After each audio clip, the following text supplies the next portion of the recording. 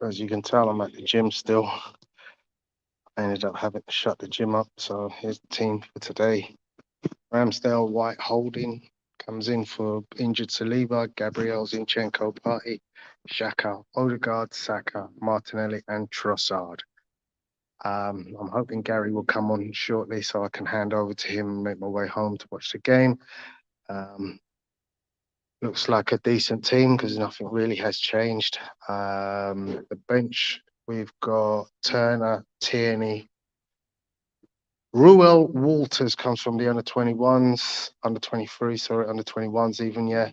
Kivior, Jorginho, Vieira, Smith Rowe, Nelson, and Gabriel Jesus. There was slight thought that potentially Gabriel Jesus might start the game, but obviously it would be, I guess, much more advantageous if you bring him on in the second half when Crystal Palace are potentially slowing down in terms of speed, and then he brings on his fast twitch fibers to come and work against slower players who are now 45 minutes deep into the game and are a little bit more tired. So that kind of makes sense that he comes on in the second half and changes it up if needs be. Obviously, the idea, hopefully, is that he might get a little bit of extra rest, having played just 3 days ago, and that we can go ahead with Trossard and Martinelli and get enough goals. Thank you. See you later. So yeah, very happy with the bench. Happy with the first team. That's not really any major changes. We just hope that the boys don't have any after effects from what happened previously. Now, the game isn't being televised, so most people are going to have to go find a stream. So I'm hoping Gary is soon with us. The game will have been kicking off now, and that I can make my way home and get it on my IPTV.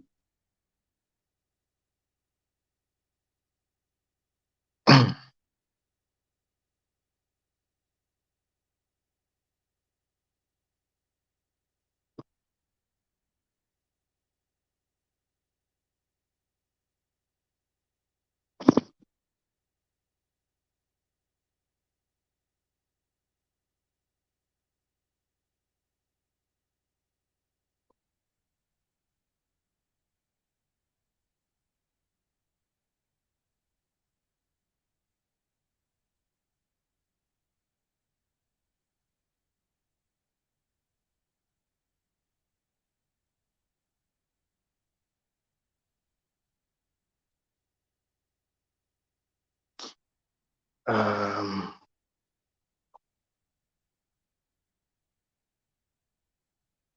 so yeah, apparently there's a delay at the game. Apollo's just messaged me to say the game is taking a little bit of extra time to get started due to queues at the stands. So we're waiting for that to get sorted before the game kicks off. And as I said, once Gary comes in, then I'm going to shoot off, and it should take me approximately 15 minutes to get back home, where I should be able to jump on very quickly and then talk to you guys about what's going on.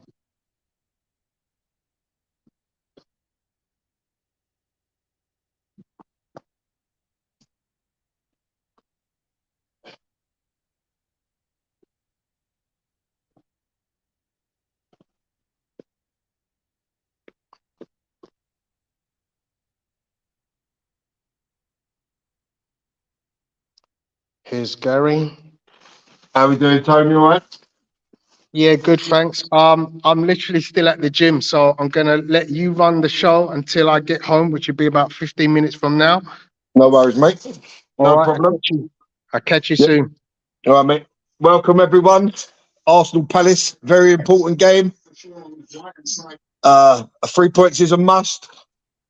Retain this lead at the top of the league and keep the pressure firmly on Man City until they crack. I'm 2 minutes in.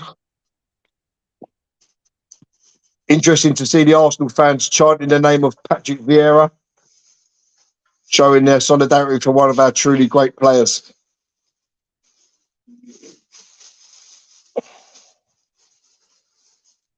Arsenal have it at the back with Gabriel. to Zinchenko, and back to Ramsdale. There's no press from Palace. They're just marking space. And Arsenal able to just play around at the back under no pressure at all. And Granit Xhaka brings it out. He's just allowed to run and run. Martinelli now on the left. Old chance. Oh, and it's just nicked off Martinelli's toe. Lovely little 1-2 with Granit Xhaka. Xhaka chips the ball through, and the Palace defender just gets there a little nick ahead of Martinelli to stop a certain goal-bound effort. And it's a goal kick for Crystal Palace. This is a small. Sure. So who's the medium? What one for me? Good header by Rob Holding there. Oh, well played. Use it, Martinelli.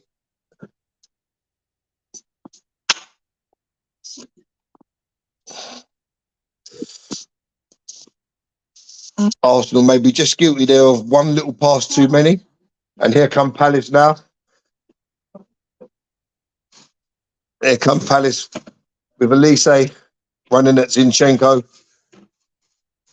Back to Elise. Arsenal all back behind the ball. Yeah, Arsenal just guilty there of overplaying. Zinchenko wins it back well. And it's back with Ramsdale from Xhaka.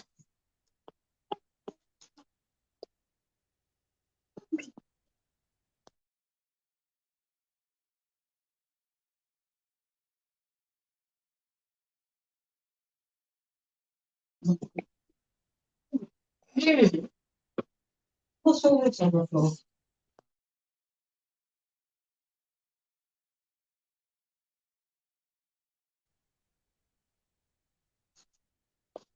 So just approaching the 5-minute mark. Nothing really to speak of in the game so far.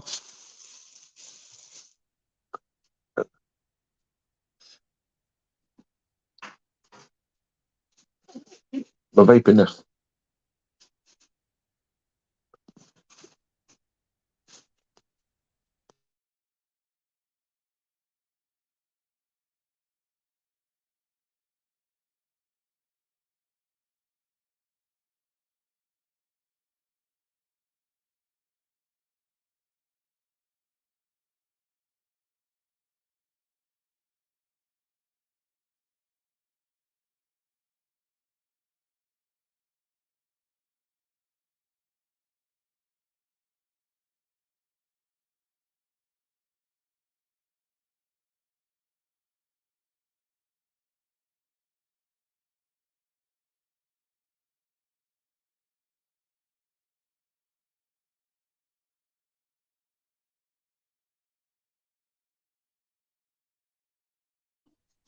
Arsenal have it now with Zinchenko out to Martinelli.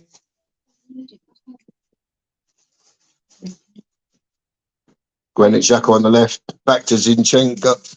No, back to Gabriel, sorry. Across to Partey.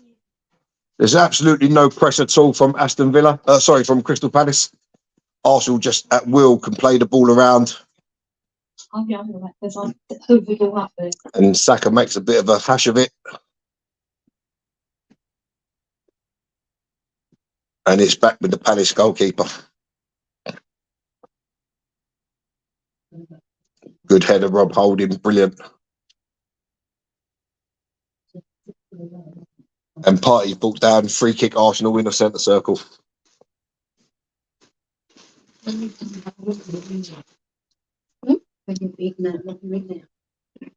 Where?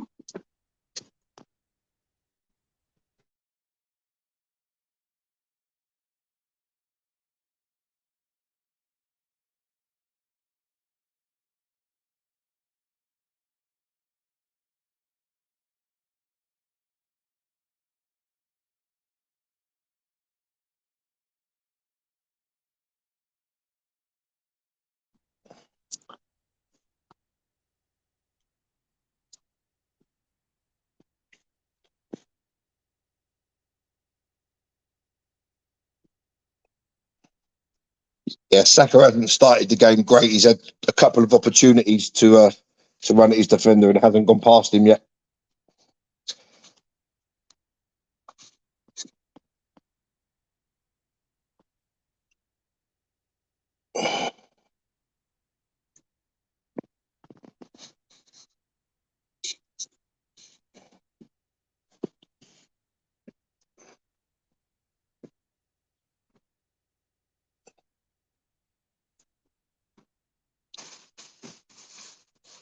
Arsenal pressing Palace very well.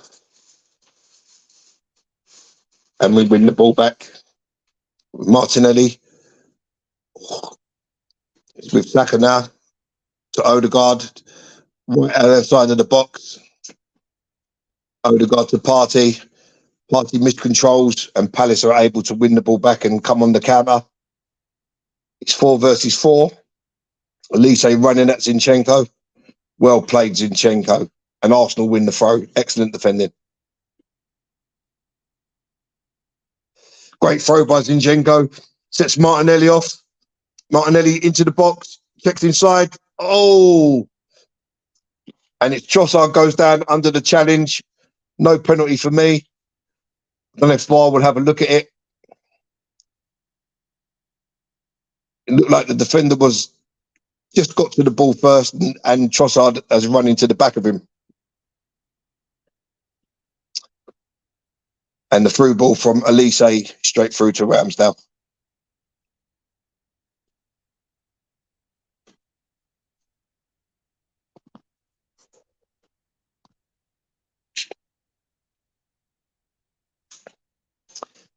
Don't forget, people, let's start hitting that like button. Let's get these lights going on the 101. Zinchenko brings it forward in that inverted left back position. And Gabriel's forward from centre back.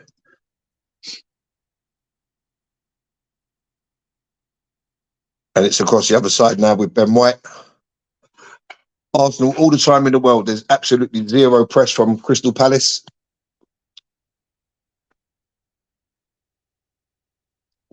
Good little run by Martinelli there. Finds Trossard. Trossard out to Saka. Great control on the chest.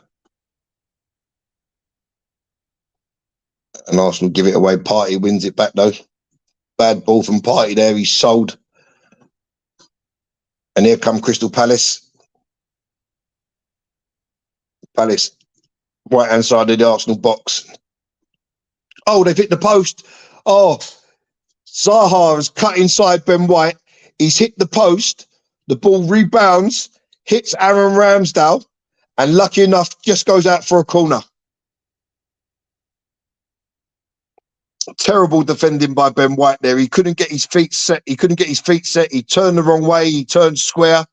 And Arsenal lucky, very lucky to get away with that. The first effort on goal is from Crystal Palace. Oh, Ramsdale gets a superb fingertip onto the post. First corner of the match is Crystal Palace's.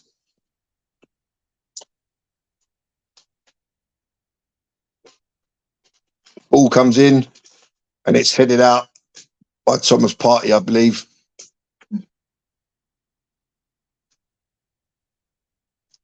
Here, Palace come again.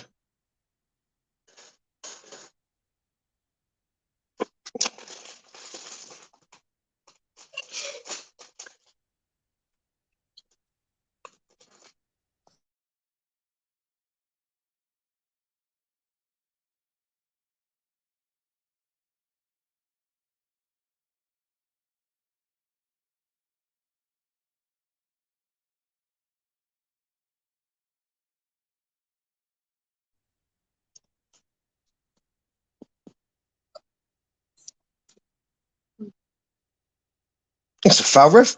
How's that not foul? So Odegaard controls a little header from Ben White. He's clattered from behind and the ref just waves play on. Clear, blatant foul in the back. Here come Arsenal again with Martinelli on the left. Inside to Xhaka. There's no movement. Xhaka tries to play the most difficult ball of all over the top to Martinelli, and it runs out for a Crystal Palace goal kick.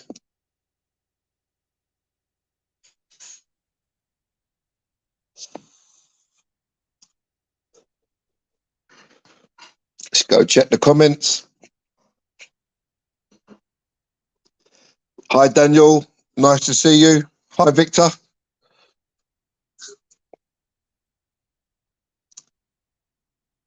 Apollo is at the game today.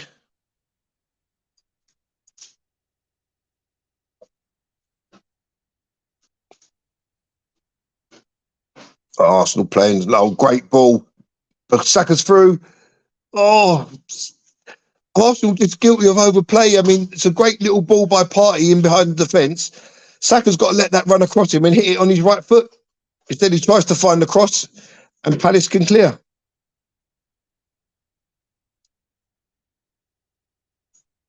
Rob Holding battling well, and Partey excellent. Well played Odegaard, well played Partey, well played Rob Holding. Excellent little passage of football there.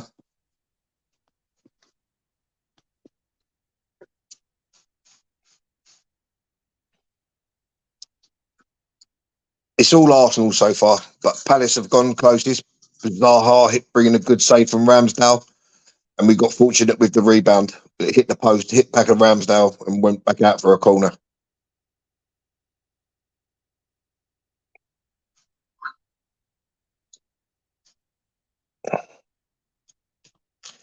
Oh, Trossard nearly nicked it in the press there, and the ball's cleared. Rob Holding plenty of time, brings it down well.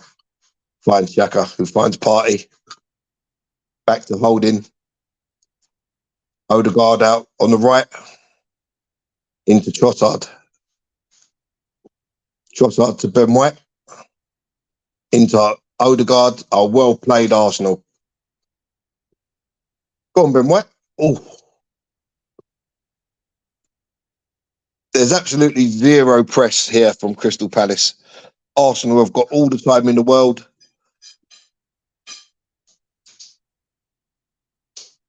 Palace just looking for that counter-attack opportunity. You can clearly see how they've set up. They're not interested in coming to press Arsenal.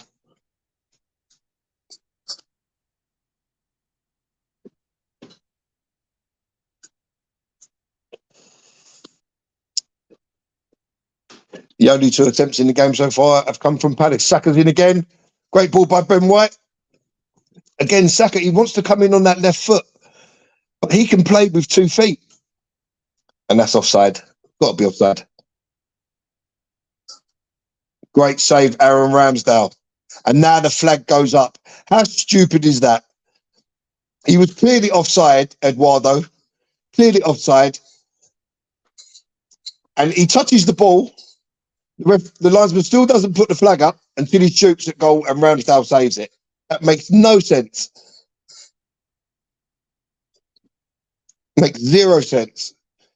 He touched the ball 4 times before the linesman's flag went up.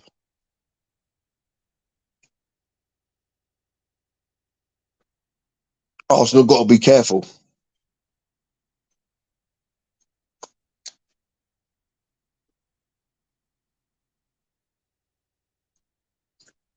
Here comes Zinchenko.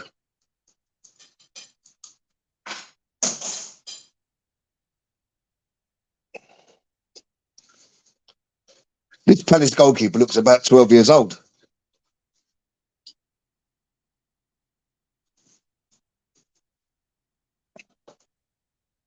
So Tony should be with us pretty soon. We're just approaching the 17-minute mark in the game. It's all Arsenal, but Palace have had the best couple of opportunities. Rob Holding's strong.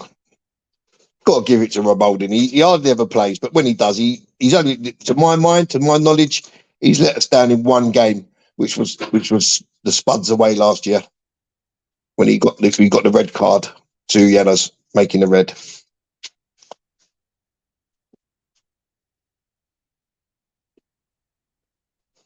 Here comes Arsenal with Saka.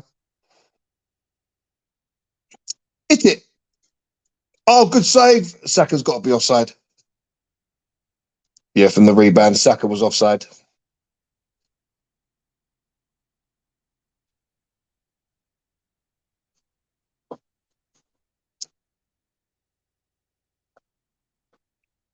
First shot on target for Arsenal, and it was a good save by the 12-year-old Palace goalkeeper.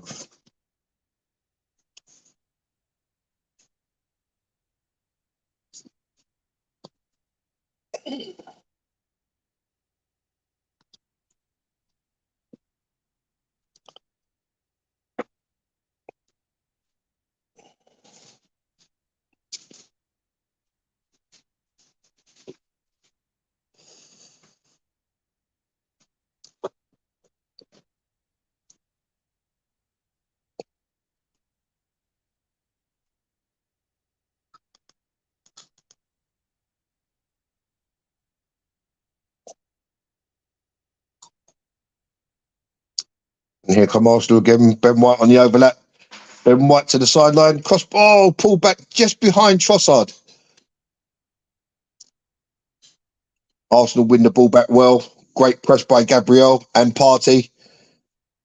It's now with Xhaka. Other side to Zinchenko. Couple of step overs.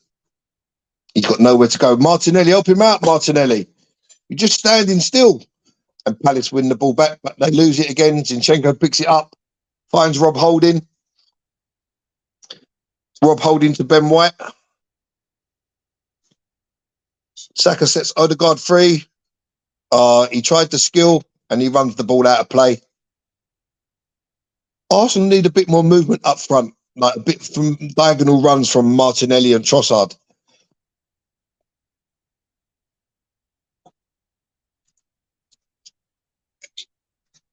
I think it's a feature of Arsenal's play that they don't really utilise too much. There's a definite lack of movement in some games, especially when teams are sitting in too low blocks. We need to get these runners going in behind. So just approaching the 20-minute mark, Palace have Mitchell down receiving treatment just inside his own area. So the game, there's a pause in play. What are your thoughts, people? Talk to me. Let's go check the comments. Yeah, it was a good save, Apollo, but it was also offside. Obviously, Ramsdale didn't know that at the time, and he does produce a fantastic save. Yeah, I agree with you there, Victor. We do need to keep this pressure on City and hope that they crack.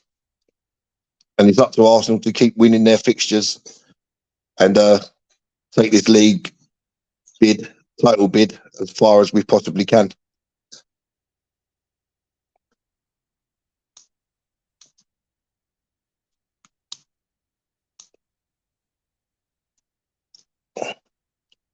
So Mitchell's handed a couple of tablets. They're painkillers. But the game is ready to restart.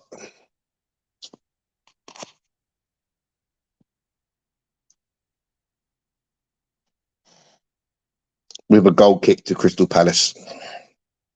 The 12-year-old Palace goalkeeper,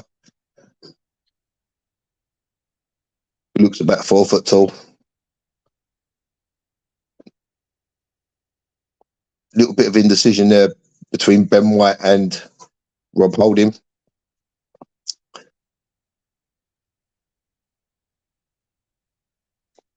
And Edouard followed through there on Rob Holding. But Rob Holding just gets up, gets to his feet. There's no moaning, no rolling. It was a little bit of a naughty challenge. The studs were up and he catches Holding on the toe. I think any higher there, he could have been in a bit of trouble. Arteta doesn't look too happy.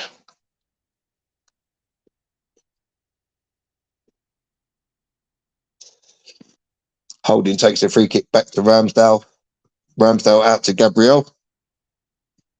And Arsenal come again with Xhaka. It's to Partey. To Holding. It's easy. Arsenal can play this ball around with ease. Great switch from Rob Holding there. 40 yards crossfield to Martinelli. Martinelli checks inside. Finds Zinchenko. Zinchenko back to Xhaka. Xhaka with the cross. And it's headed out.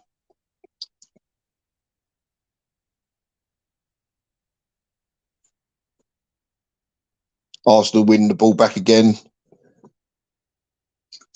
Xhaka, terrible ball.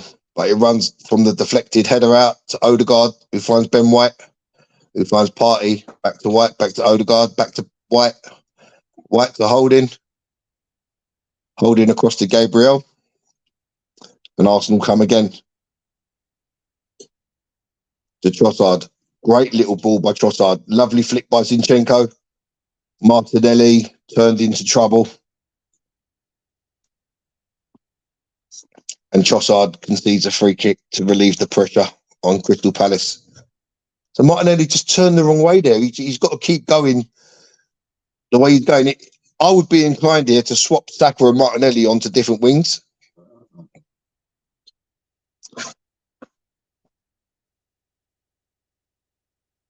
Palace have the ball, trying to play out from the back.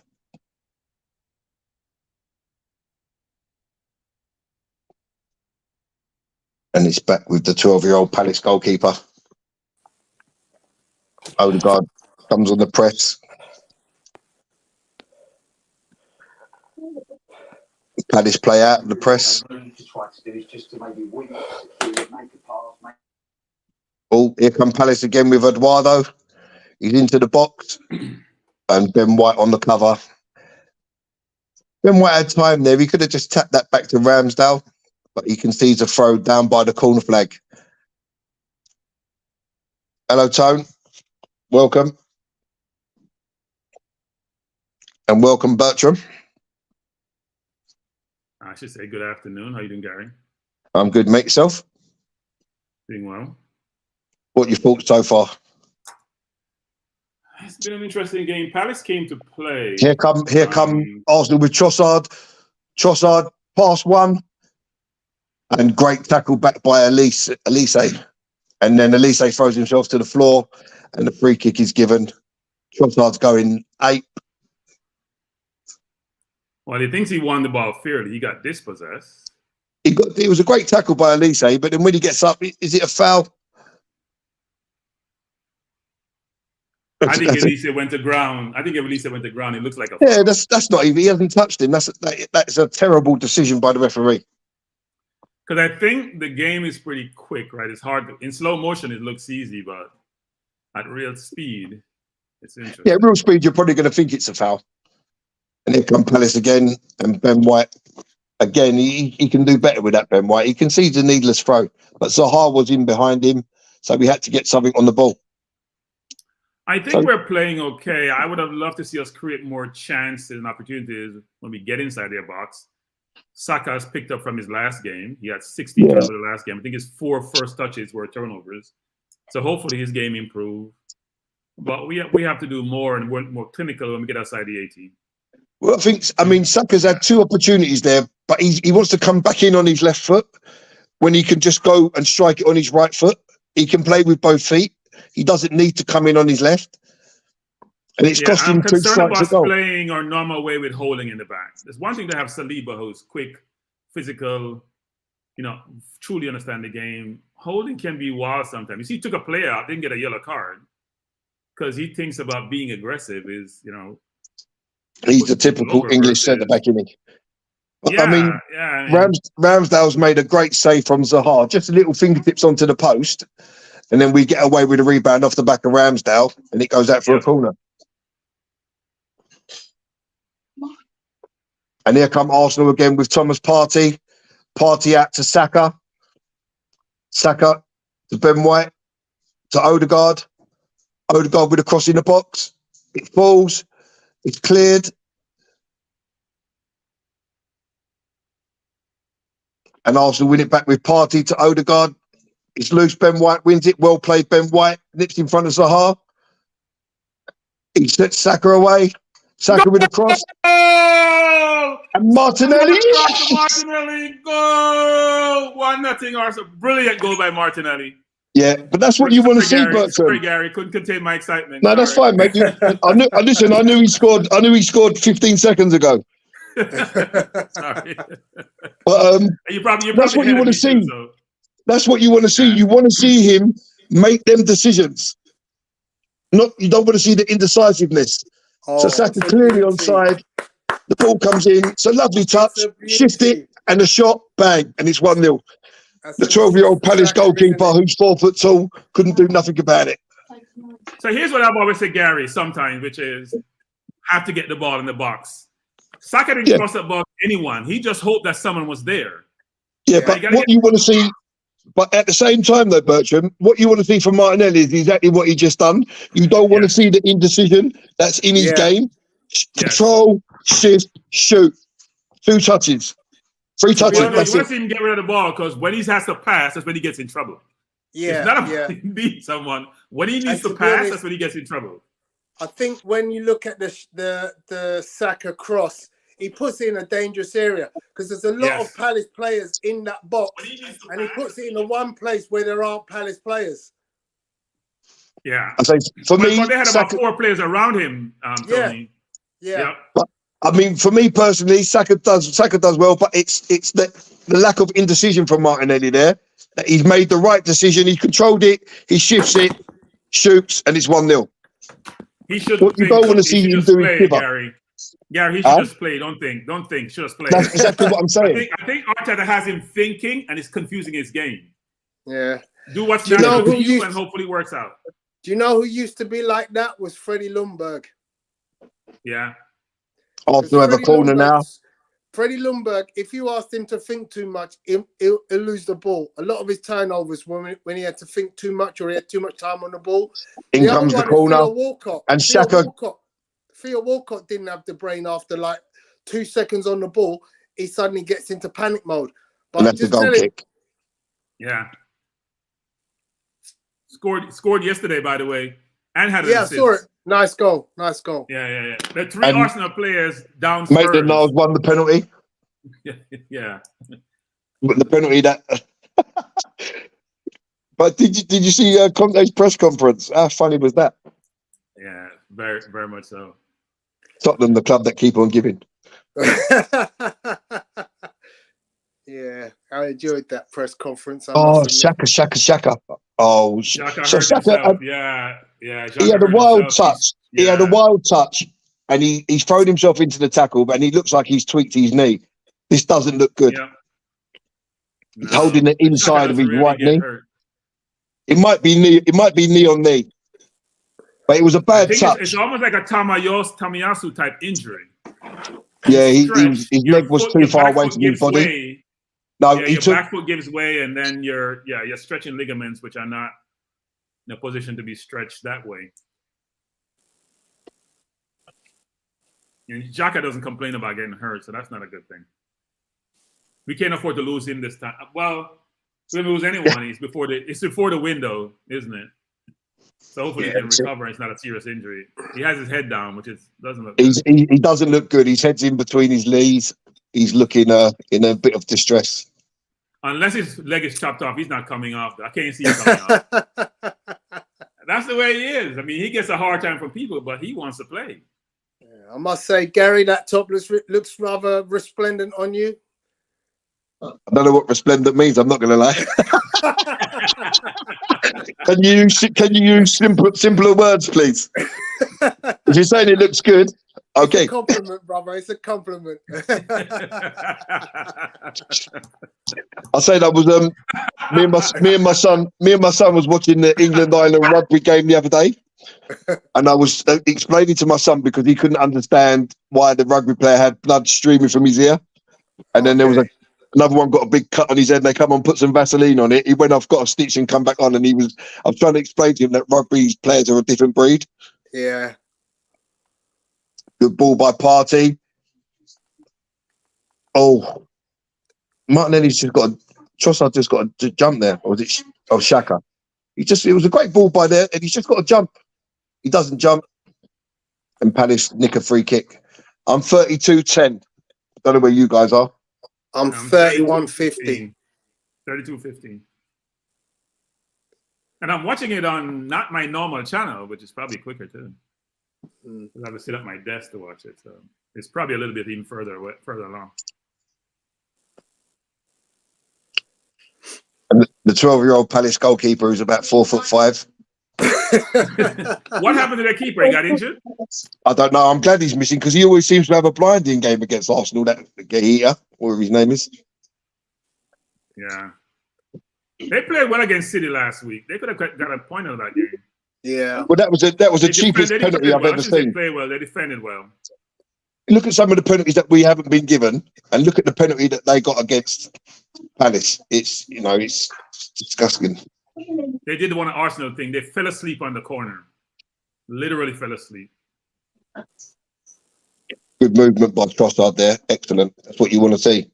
We've got to get this movement thing going in games, especially when teams are well played. Rob Holding, excellent play. Rob Holding. He comes in on the press. He's strong, aggressive. And he nicks the ball. Yeah. I tell you, Holding's only ever let us down once, and that was against the Spuds last year. He's very solid when he gets his game time, and Trossard loses it. Trossard wins it back. He breaks the Palace. You know, we're playing like Man City. When we lose the ball, it's 3 or 4 people going towards the person who won the ball. Yeah. Which is good. So you have no room to recover when you actually win possession. And Ben White's taken one in the mush from Zaha. And Zaha almost did what he get up, did. Ben White. Why are you holding your face? He didn't even touch you in the face. I don't like to see that. That's nowhere near his face. I don't like to see that from whichever player's doing that. It's nowhere near your face. Get up.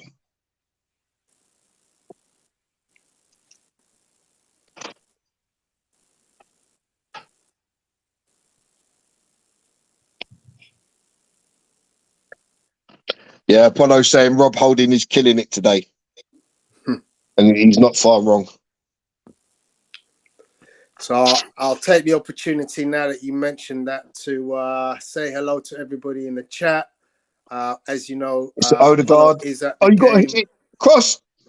Saka, come on. So the ball he's played out to Saka. He can cross it on his right foot. He doesn't need to check back in. He checks back in. Gary, he only has a left foot. He doesn't know. That's absolutely rubbish, Bertram. He doesn't know. Doesn't know Bertram. Don't be fooled by him scoring goal with his right foot. Don't be fooled. You're not asking him to score a goal. You're asking him to cross a ball from 12 yards out with his right foot. He can do that. Gary, you can throw your right foot against the ball sometimes, and it will go someplace and go accurate. He's not comfortable on his right foot. That's why he goes in his left. Listen, even if he does it and he doesn't, you're not giving the guy credit for his right foot of skills. His ability, he's got every ability to work with his right foot. To shoot with his right foot? Player by any sense. The goal he scored the other day in the roof of the net was with his right foot. His right foot, exactly. No, but that's why you get fooled, Gary. Because this misconception, because I score a goal with my weak foot, means I'm two-footed. He's not two-footed. He is two-footed, Bertram. Okay. Listen, we're not saying you can be Tony, you can be two-footed. Yeah. You can be two-footed, and your one foot may not be as strong and powerful as the other. Exactly. But if you can't cross the ball, at this level, if you can't cross the ball from 12 yards with your opposite foot, you shouldn't be playing football. It's as simple as that. Those in the chat, please indicate whether I'm way off base. People saying he's ambidextrous. He's a two-footed player. Can you please indicate whether or not I'm totally off base? Because I haven't seen it. We've seen it. We've seen him do it loads with his opposite foot. Absolutely. No. I've seen him score with his right foot, but is he truly two-footed? Yeah. Okay. We'll throw it out to the masses. And we'll see what we see. And most people are Saka fans, by the way. So they're Saka disciples. But please try to be objective in your perspective. That's all I have. It doesn't matter whether you're a Saka disciple or not. The truth of the matter is, at this level, Gary, listen, Bertram, Gary, I'm not having it. I'm not having it. The truth of the matter is, at this level, if you can't cross a ball from 12 yards with your opposite foot, that may not be your strongest foot, but we all seen that you can use it. Yeah, you're doing something wrong. Yeah, if you don't have the confidence to do it, you need to get the confidence to do it. Then the more you try, the better it will become. It's as simple as that. Okay. This season, from the first season, I seen him score goals with his right foot. So maybe he's improving. I don't view him Bertram, you're being No, have you seen him score with his right foot before, Tony, before this season? Yeah, I have actually. I haven't. Okay. I can't recall. Anyway, guys, just let In me. comes the give me a cross from couple of Saka. minutes. It's headed out by Palace. Arsenal retain possession edge of the area. Bad touch from Xhaka. And he takes the foul.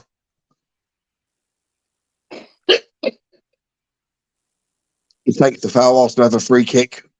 Left-hand side of the box.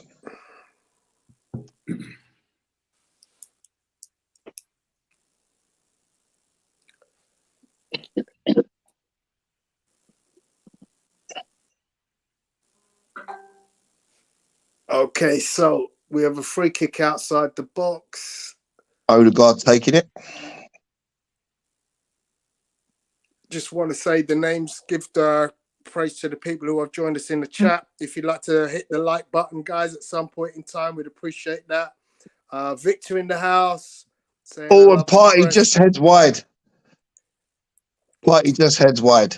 Cannon Fodder TV. Guys, if you haven't followed it already, please do so. Alex at Cannon Fodder TV.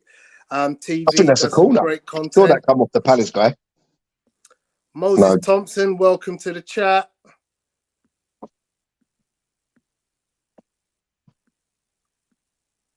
Facebook user, I'll find that out shortly. I don't mind Holding being aggressive, but I want him to be aggressive with caution. Because if you don't, you're going to get burned. Facebook user, we don't know how long Saliba will be out for. I'm actually assuming that they've just taken the precaution to leave him out the game today so that he can have the full 2 weeks Well off. played, Zinchenko. Arsenal come again with Saka now. Saka down the right. Ben White goes on the overlap. Saka comes in again on his left. Finds Partey. And it's back with Holding. I mean, there's no press. There's zero press here from Crystal Palace. Arsenal can play at will. You know, they don't have to rush anything. They can just knock the ball about. There's no drama. Brilliant ball. Odegaard, ball going wide.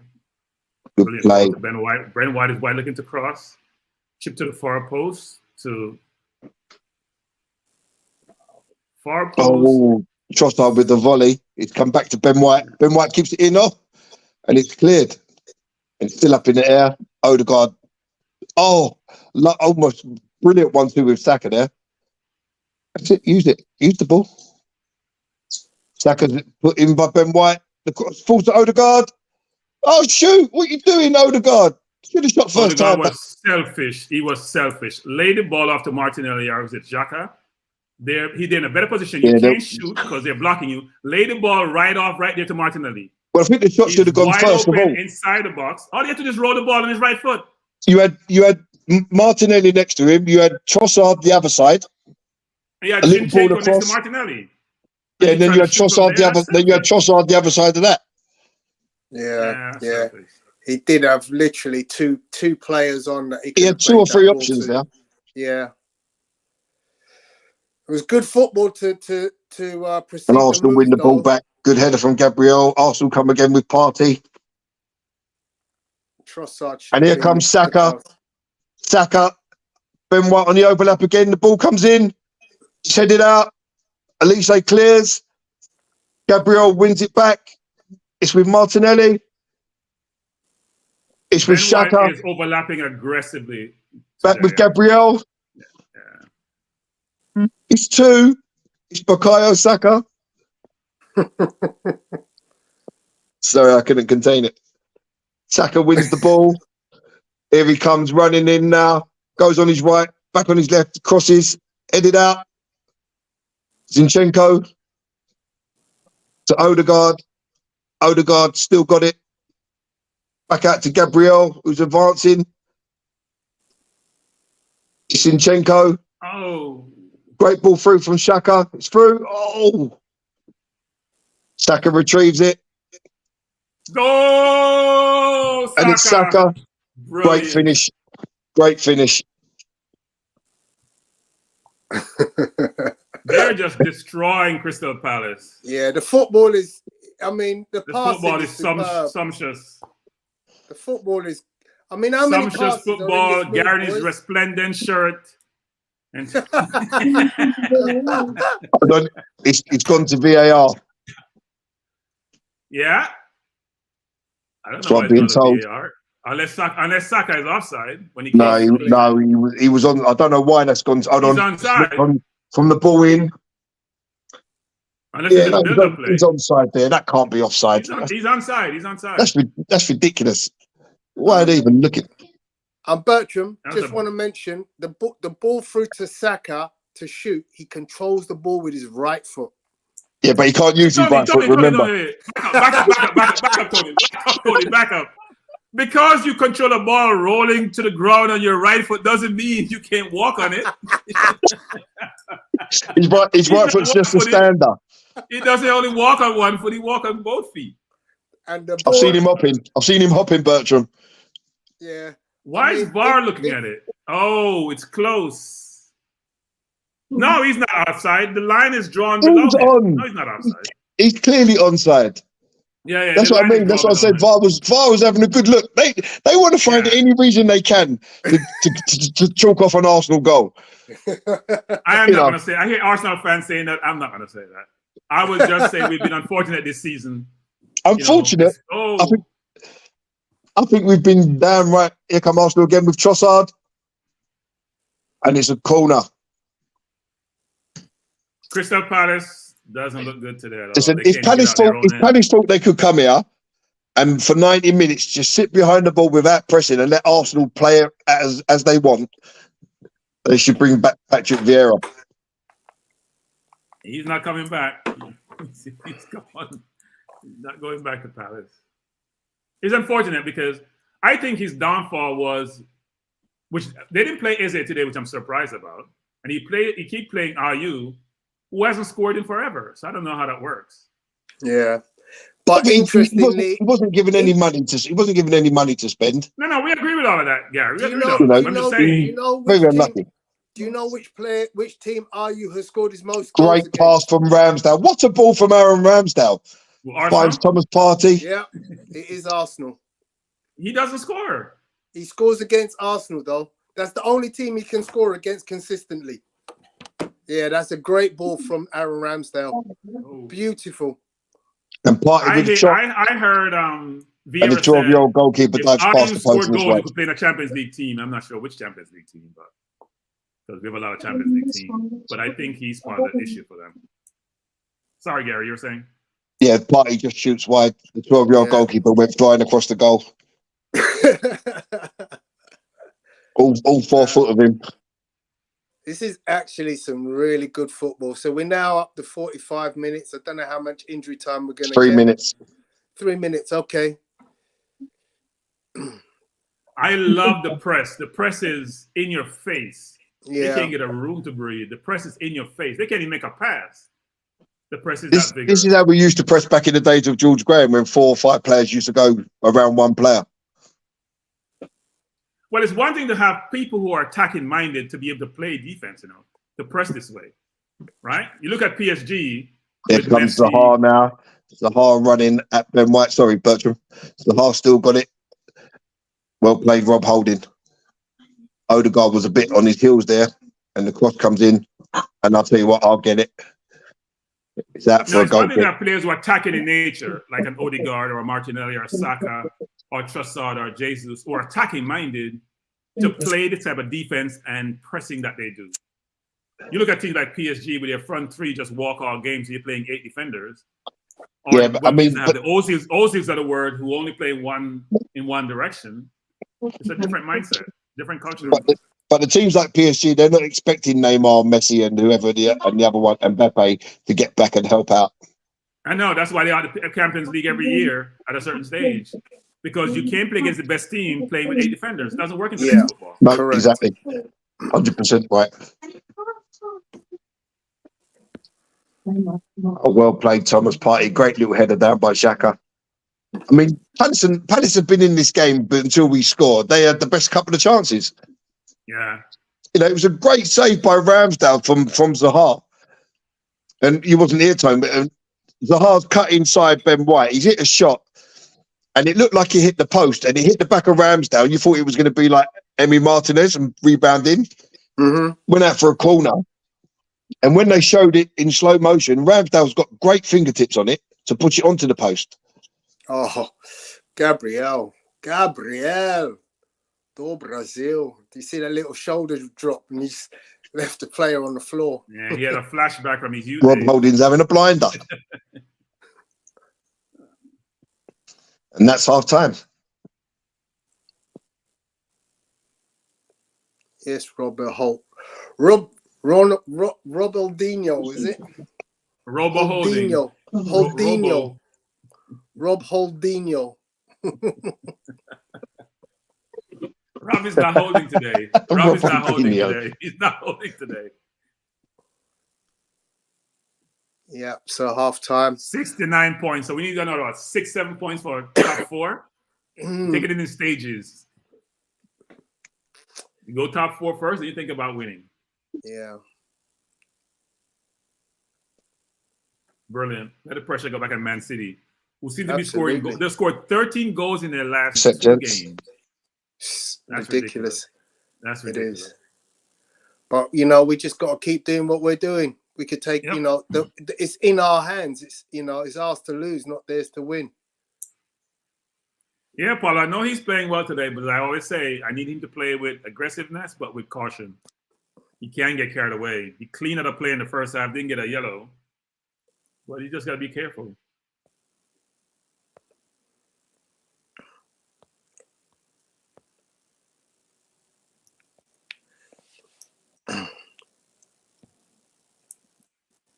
I'm sure Jason's going to come in at some point, mid-second half or Yeah, trust so hard. I mentioned just when introducing that, I thought that the mentality potentially behind bringing him off the bench is that you end up playing against players who now are tired. Right. So you know, you don't have to exert yourself to full capacity in order to beat them. Well, here's the question. After the international break, do you start Trossard or do you start Jesus? Because Martinelli and Saka are locked in. Martinelli and Saka are locked in. There's no change there. It's a great question. It's a great question. You know, I mean, that's the headache that you want the manager to have. Which of the two informed players do I play? Yeah. I'd like to pose a question to you, Bertram, because Gary and I had a talk about it at the end of the Sporting Lisbon game. So at this stage now, we're considering options for next season, and the one that I'm most interested in is the Granit Xhaka replacement. You know, I've some feelings about who we should be looking for to fill that role. I've actually got a thought that potentially Gabriel Jesus could fill that role. Yeah, so I believe in today's football, managers are set in their ways based on where you play historically. 2 clear examples of where managers need to revisit their perspective, and I've said this numerous times, is Joy Linton at Newcastle and Iwobi at Everton, right? Mm-hmm. So when we had Iwobi, we never considered Iwobi playing midfield. That's not even a thought process. Now Iwobi plays at 8, and I have 10, 8, whatever for Everton. Sometimes he plays out wide. Joey Linton has been brilliant in the midfield for Newcastle, not because the managers for both Everton, who was Lampard, or for Newcastle thought Joey Linton could play midfield. They went out to 10 men. They moved them back and realized here's what we have. Jesus' way of playing, even though you run some risk with him playing the 8, of course he can play the 8. He's a good passer. He's brilliant on the ball. He works hard defensively. He can play the 8 or the 10. Yeah. I prefer more in the 10 than the 8, right? Yeah. Because when you play with that skill set, you sometimes take risk deep in your half, which you don't want a player to take. Like Xhaka is a safe pair of hand. Caicedo's a safe pair of hand. Because they're not taking unnecessary risk. Jesus will, because it's part of his game. Yeah. So yes, he could consider doing that. I don't see Vera as an 8. I don't see Odegaard as an 8. I've watched them play 8. Not impressed. And I don't see Smith Rowe as an 8. In fact, Smith Rowe is a brilliant footballer with no position on the field, Tony. Yeah. Not a true winger, not a true 10, not a true 9, but he's a brilliant footballer. Yeah. At some point, he's probably got to get stronger to work out his position because he's not going to be able to fit into a team and get left behind. He won't be a starter because he doesn't have a true position. But for us, I think, we should experiment in the preseason. Yeah, yeah, I agree. So obviously, we've seen a regular swap out of Fabio Vieira for Granit Xhaka. So to me, I firmly believe that is, the vision of Arteta is he sees Fabio Vieira as the player that can potentially sit in that role. Now, if Fabio Vieira can do it, then to me, Emil Smith-Rowe can do it. Because to me, but I'm watching. So Tony, here's the thing. Yeah, there's two things. I have an innate ability to do something. Yeah, and I can develop something. When I watched Smith-Rowe, even when we played Liverpool, when we had Odegaard as the 8, and may have been Smith-Rowe as the 10. I forgot who was in the 10. We were totally lost. So they pressed us and we were lost. Because defensively we were lost. And that's why I said Odegaard he plays the 10 brilliantly, doesn't play the 8. Can Smith-Rowe tendencies to carry the ball, right? Which you want in your 8 sometimes, because we don't have that today. We don't have an 8 who can carry the ball, except for Zinchenko, who's playing a false 8. But defensively, my positioning, tracking players, I don't see it in Smith-Rowe. He's just not part of his game. No, I agree. I agree with you, Bertram. 100%. So is that something that you guys think that potentially, if the manager says, well, look, this is where I want you to play, but in order to do that role, I need you to improve your defensive work? Because let's not forget, that we've had players like Robert Pires, who were very offensive, but weren't very good at defending, but just knew how to hold the man up. Because you don't actually have to put the tackle in. All you have to do is put yourself in the line, in the position, which creates a defensive block to the passes. Yeah, Tony, but here's the thing, Tony. The way we play, the way we play, we only have 2 defenders the way we play, 2 real defenders, We have the 2 center half. Right. Ben White is, especially today, Ben White is sprinting all the way to the right. So when you lose the ball, I have to have that defensive sense like Xhaka does to get back. I don't think Smith-Rowe he's still thinking offense. I don't think he want to get back. So I agree you can probably train people to be positionally aware. It's going to be tough. But even if you try to make him positionally aware, it's not something that's natural in his game. So it's not going to. He's not going to be any good at it. He was a false 8 because he was never 8. He was playing like a 10 in an 8 position. I don't see Smith-Rowe there. I don't see Vieira there. I think they're naturally offensive players who want to go forward and don't have defensive. See, today's game and mindset. Just on the subject of Fabio Vieira, today's game would have been perfect for him because he would have had all the time in the world. Yeah. No one closing him down. He could have get in his little positions, in his little pockets. Yeah, he could have picked up the ball. He could have made things happen. So today would have been the perfect opportunity for him to see what he's really got when there's no pressure on him, when he's not being hounded for the ball. So let me just bring Victor's comments into the conversation, guys, because this is, as I said, I just want to sort of spend a couple of minutes more, if we can, just talking about this position, because it is a huge transitional position. So Victor says Xhaka has some defense skills too, which Jesus, Vieira and Smith-Rowe don't have. We need a solid replacement. Well, no, Jesus does. Tony, we need a physical player for that position. So go ahead, Gary. Yeah, Jesus has the defensive capabilities. He'll get up and down all day long. You see him sometimes from centre forward end up in the right back or left back spot where he's tracked back and tackled back. So I wouldn't say that he doesn't have that capability to defend. Gary, he has a tendency to want to beat the man in his own box. I get nervous with players who believe they can beat you 24/7 and give the ball away, and he won't get out of his game because that's how he plays. He's a forward. That's what he normally used to do. Okay, what I want so guys, is 2 players. Go ahead, Tony. So let me break down this game. We're talking about the player Granit Xhaka. I want to use some live stats. So in the first half, the total tackles for Arsenal: 3 tackles for Granit Xhaka, 3 for Thomas Partey, 2 for Alexander Zinchenko, and 1 for Rob Holding. Interceptions: 2 by Ben White, nobody else. Clearances: 1 by Ben White, 1 by Gabriel, 2 by Rob Holding. No, nothing else. Block shots, 1 by Zinchenko. Fouls, 1 by Gabriel, 2 by Leandro Trossard. So, look, it looks like Granit Xhaka is giving his fair share of defensive work in his position. Offensively, he's had 1 shot, none on target, 1 key pass. He's been fouled once. He's had 2 unsuccessful touches, and that's it. Look, he doesn't. He's having career best stats. That's what we got to remember this year. The goal on Thursday night, I think, takes him to 5 or 6 for the season. He's got the most assists he's ever had. He's got the most goals he's ever had. But yet still, those stats to me simply aren't good enough for a team that wants to aspire to greater things.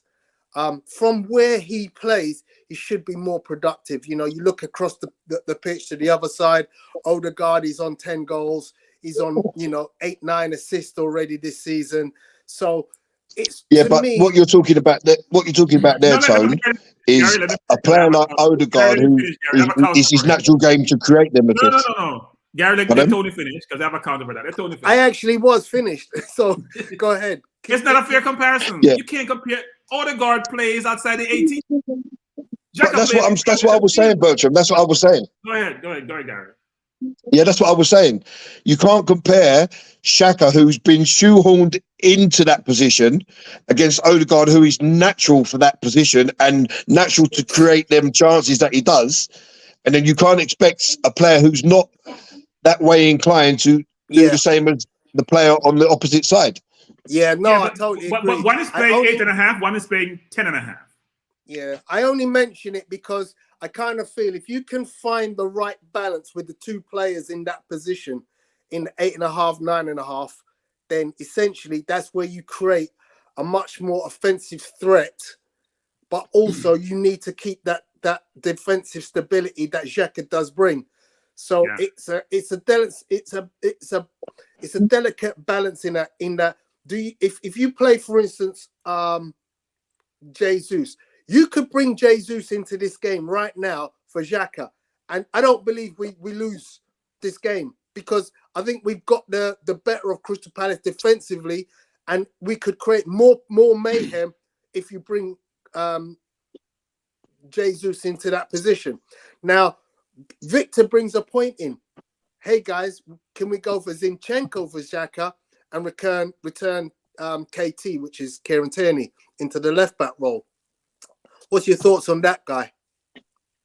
Couple of things. One is, we've mentioned this a few times, didn't we?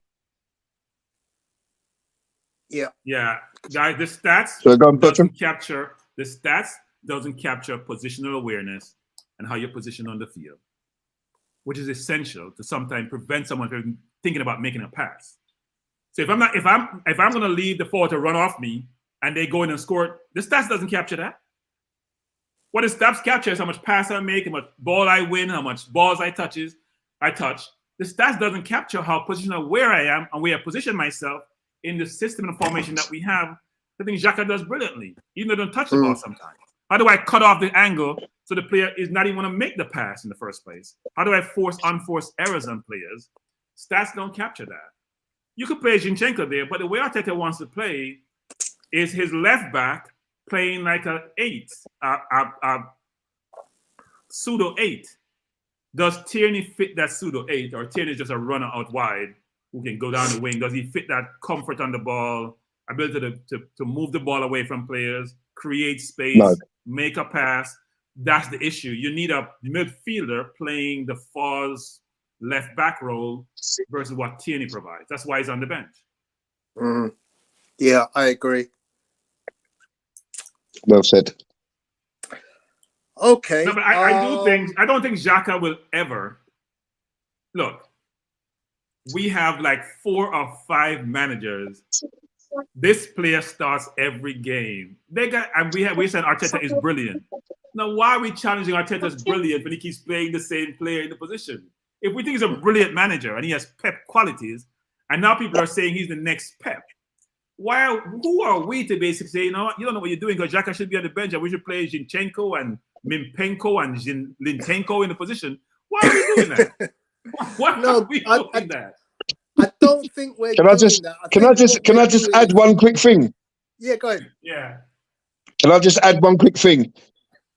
Bertram, question for you. When Saka set out Martinelli, what foot did he cross the ball with? His right foot. His right foot. There you go. Wait, the ball was... There you go. I stand corrected. Gary. For the rest of the stream, I'm not saying a word. I'm not saying a word. Gary. I'm leaving now. See you guys later. Bye. Can I respond? Go on. Go ahead. I can go down the line and swing my left foot and the ball find its target. Oh, come on, Bertram. Come on. Come on, man. Come on, my friend. Did he pick up Martinelli? Gary? Did he pick up Martinelli? Yeah, with his right foot. No. Did he pick? So what I was saying, whoa. So what I was saying previously, he doesn't need to keep coming back on his left when he can adequately use his right foot, and that's exactly what we've just seen. I don't agree. I've seen him with his right foot being poor with it. He just created a brilliant assist for Martinelli. He's gotten better with his right foot, but I don't think he does use his right foot. What I'm telling you, he's much more comfortable. Now, look, there's few Cazorlas in the world, right? When I say he needs to be Cazorla, but just like Odegaard. Odegaard has a right foot. Odegaard has a right foot. Hold on, we've got a stat coming in from my son. Yeah. And the stat is that Trossard is naturally right-footed, but Saka has scored more goals with his right foot than Trossard. Trossard is almost two-footed. The goals I score. So almost. What does that mean? Almost. What does that mean? Almost. Hold on, the key word, Bertram, the key word there is almost. So Saka is almost two-footed. Brilliant ball by Trossard to Saka. Looking to beat this man. Oh, cross with his right foot again. Almost found the target. Almost. He's gotten better with his right foot. He's gotten better with his right foot. He should have used his left. He should have used his left. He would have fell out of bounds. He would have found the target if he used his left. He would have probably. Out of bounds. Out of bounds. What's that? He'd have fell out of bounds. Out of bounds. What's that? Huh? He was not at the right angle to do that. Oh dear. A brilliant ball by Odegaard across the Saka. Tried to use his right foot, but couldn't find the target because it's not his natural foot.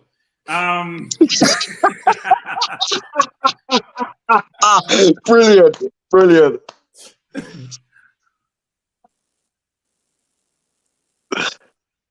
I'll tell you something. If the people that listen to us, if they can't say nothing that we don't have a laugh at a joke, you know, brilliant comment, Bertram.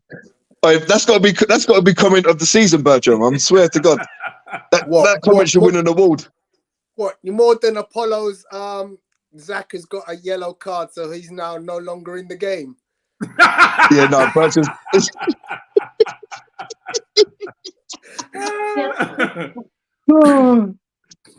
Oh, Arsenal straight back into action and straight back on the attack. I'm at 47-30. I mean, it's looked like Crystal Palace have totally capitulated because, you know, you'd expect that they need to do something now, and they're literally straight back into defensive mode. I think their whole approach to the game was wrong because they haven't come to press; they just come to sit. And you don't allow teams like Arsenal to have this much of the ball unopposed, you know, because you're never going to last. You know, Gary. Sometimes you're forced into your structure versus you want to impose yourself, but you know if you attacked us, we're going to get behind you. You don't have the defenders to recover. I'm not necessarily talking about coming out all guns blazing, but they've got to get in the Arsenal players' faces and make them make wrong decisions. Just sitting back and allowing us to play is never going to get them anything in this game. Well, I think for them, they did against City last week and almost got a point, and they're away from home, so they probably figured a similar strategy. We're better than City. We're better than City. We have more about us as a team than City do. I don't know. They scored 13 goals in the last 2 games. I don't know. Yeah, but pretty good team to me. one player's got 8 of them. But we're a better team than City. No, you don't believe? I don't know if I don't think we're better than City. I think we're No, catching a up to better City. I don't think team. we're better than City. A better A team. better team than a squad. Okay, you're talking about team versus squad. Yeah. I'm talking about better team. Will you say are you judge that man for man? How we No, play as a unit? The way we play as a unit, as a team, the way that people go and press. We're not just one person orientated. Everyone in this team, everyone in this Arsenal team, all does their job. City gave us 2 players that have weakened their team as a whole. Until we beat them, Gary, we can't be better than them. We have Listen, beaten them if we win the forever. league, if we go on and win the league title, I don't care if we lose 27-0 to them. I don't care. Yeah, but I'm just saying, you say you're better than me, but you can't beat me. Listen, That's hard to justify. at the end of the season, the best team will win the league. If it's us, it's us. If it's them, it's them. I don't think we're better, but I think we're getting closer. I think the league speaks volumes, Bertram. If we're above them, then we're better. Simple. You know, it's not cup competition. It's consistency over a prolonged stretch against And the there come same Crystal Palace. set of opponents that they face. It's that wide with Zaha. Zaha running at Ben White. He's into the area. White's backing off.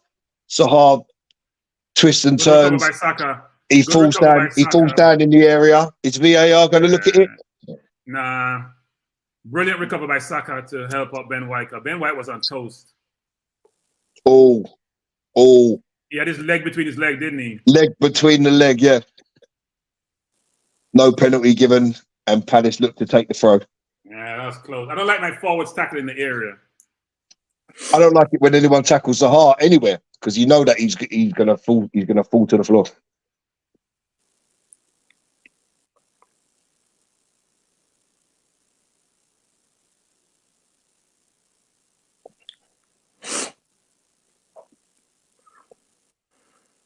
They're starting to push up more now, Gary. Yeah, but they've got to, you know, they've got to do something. You can't just They're go going to be out. more open, so hopefully they push up. No fouls, Gabriel. Well played. Don't give silly free kicks away. That's it. Great press, and it's back in the Palace half. That's it. They're playing Odegaard better goes in second the half, press. Gary. They came out to play, so we'll see what happens. Well, they couldn't be any worse, could they? No, not possible. Well, it's possible, but we wouldn't expect that. They're getting Zaha into the game more, Yeah, and he started to dribble more. and it's with Makes him more dangerous. Elise, well played, Zinchenko. Good defending. It's not often that you hear me say that.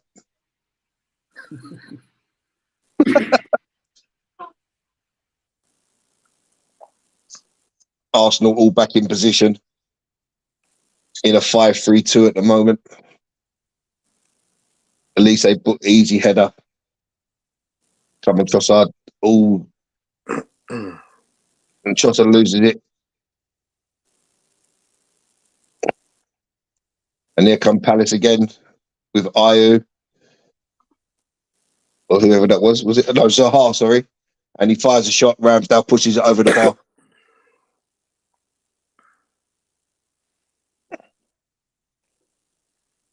Strong hands from Ramsdale there.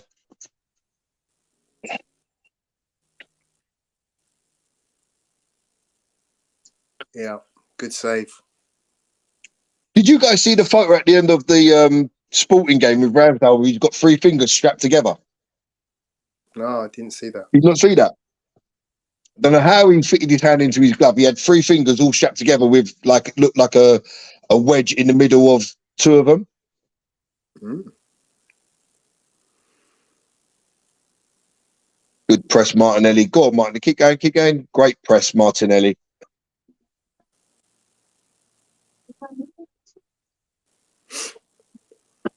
Well played, Zinchenko. Great ball control. And Arsenal win the throw. He's very technical, actually. Very technical. That's his main attribute.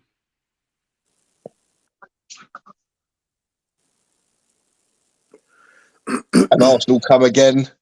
Zinchenko takes the throw.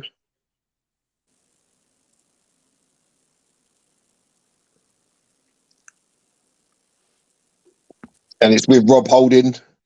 Rob Holding plays a pitching wedge out to Saka. That pass, you're going to see it in a minute. It come down with snow on it. And Holding again, advances forward, finds Thomas. Partey just shrugs off the Palace attacker. Zinchenko to Xhaka to Gabriel. Now Palace have just dropped. There's no pressure. Arsenal can play at random at will. There's no pressure on the ball at all. Zinchenko, great ball to Xhaka, to Trossard, to Xhaka. It's free! Granit Xhaka puts us 3-0 up. Come on! I did There know we that go. about a minute ago, but I just wanted. Yeah, so did I. So did I. Let's see the replay. I'm not sure if Martinelli was an onside or offside. I have to wait to celebrate goals. He didn't touch Martinelli. Or was it Xhaka that played? Way What to was go, D? Granit. Was it Martinelli or Xhaka who got it first? Xhaka. Yeah. It was Xhaka. He was close to being offside. Right, he's definitely onside when he scores. He's onside when he scores, but look when he. But he did the one before, and it's the one before. Yeah. So we've just spent some time talking about him and his offensive. It's an own goal. It's an own goal. He didn't score. The defender ran into The defender scored. Xhaka had the chance to take the shot. I think that's a penalty, to be honest. The defender takes Xhaka out. Yeah. No, it took Xhaka's foot, didn't he? Yes, it just come off Xhaka's foot. Yeah, he scored. But that's a penalty. The defender hasn't played the ball, he's played the man. We don't want a penalty, we take the goal. We don't want a penalty. Yeah, we take the goal. Obs, we take the goal.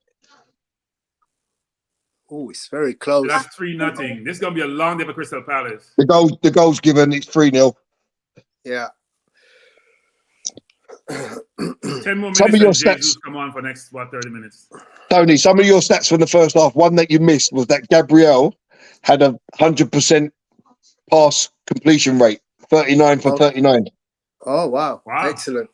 I mean, we're racking up stats in this game. I mean, I've actually got a plethora of stats from just the first half. So you're full of great words today, aren't you? Resplendent, plethora. I'm a teacher, Gary. You're doing well. You're doing well. I'm a teacher. He can't just say a lot. He can't just say a lot or abundance. He has to use some words. That's all right. I know what plethora means. It's fine. I know what that word means. I'm just saying you got resplendent, plethora. Let's write them down. Resplendent and plethora are the first two.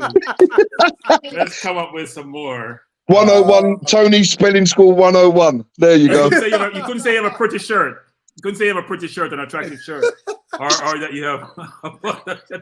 I just bought this today. It's nice. It's nice. I know what that one means. Here come Palace. Ward back to Elise. Arsenal back in shape. Trossard goes on the press. Now Odegaard goes on the press. Palace have got nowhere to go.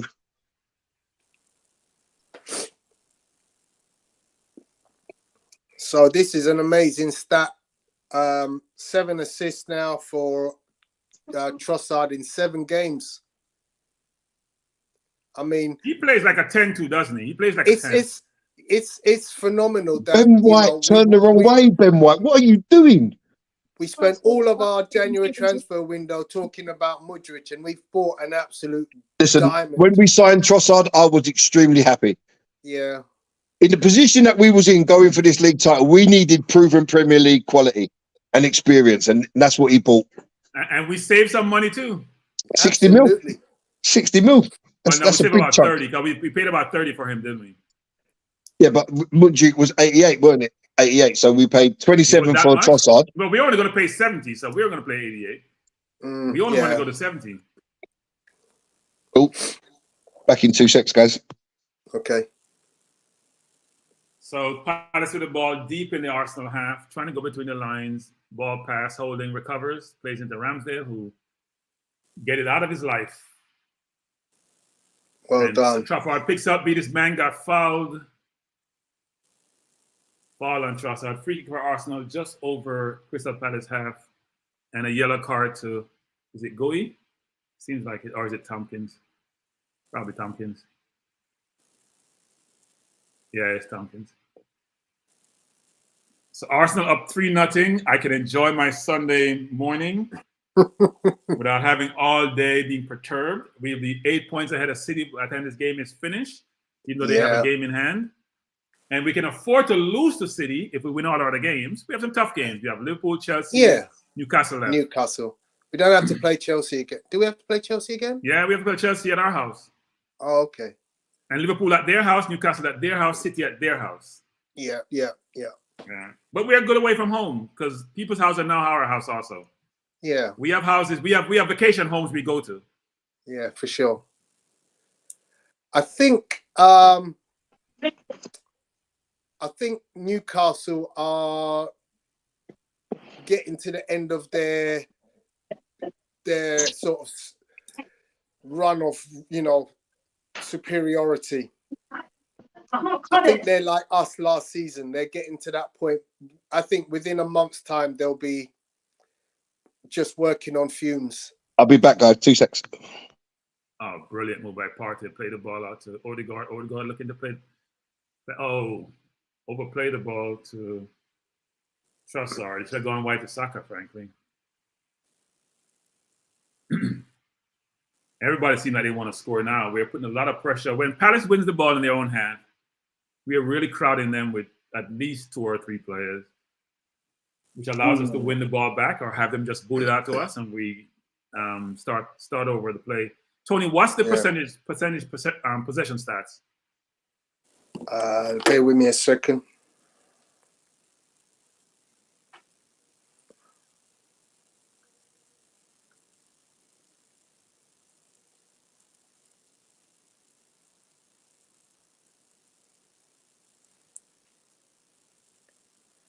Palace had the ball, trying to attack, but had to go back to the center half. They're still trying. So we're currently at 62-38. Okay. Most of their 38 is down in there, at least at the edge of our half line or in their own half, not necessarily that. Mm-hmm.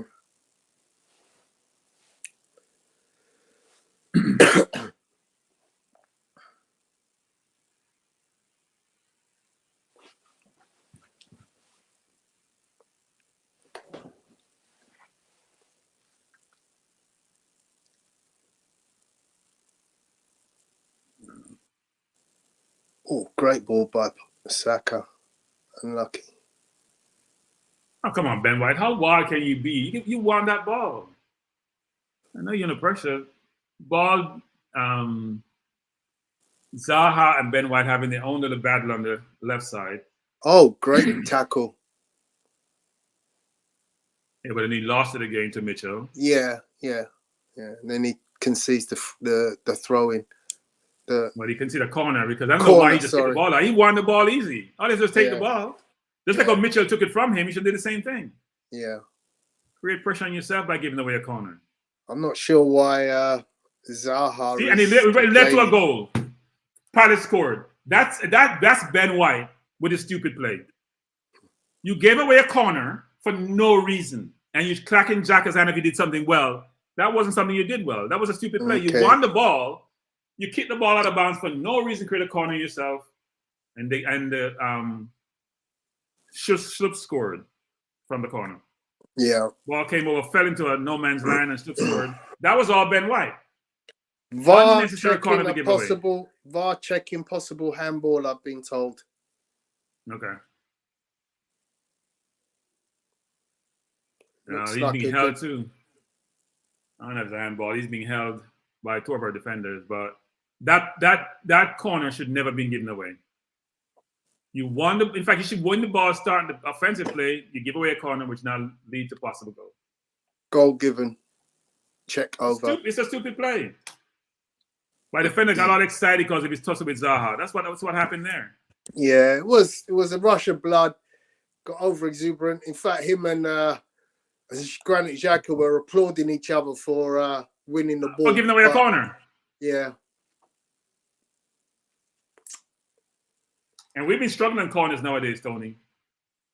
Everton, what was it? Sporting, this game. We've been giving up goals again with corners.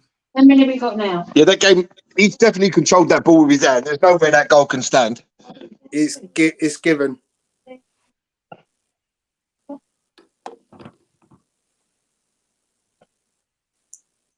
So Gary, we're just talking about why would you give away that corner? I didn't see it. I was Yeah, you can see Trossard. So Kieran Tierney's coming on. And Jesus. And Jesus. Trossard, I think Trossard's very unlucky to get sub. Yeah, well, it's gonna be that way between him and Jesus. They have to enjoy interchanging. And Tierney Vorsinchenko.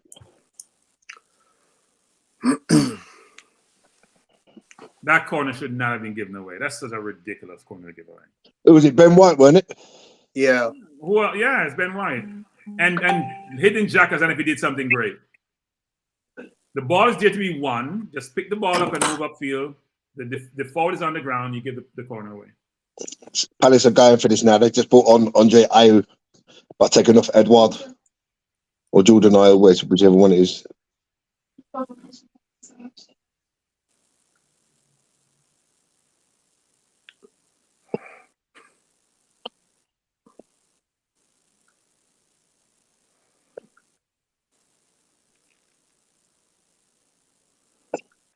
We've got to stop letting teams back into a game. It's well, you know, you ain't gonna get a clean sheet every time. And let's be honest, we seem to get more clean sheets away from home than we do at home.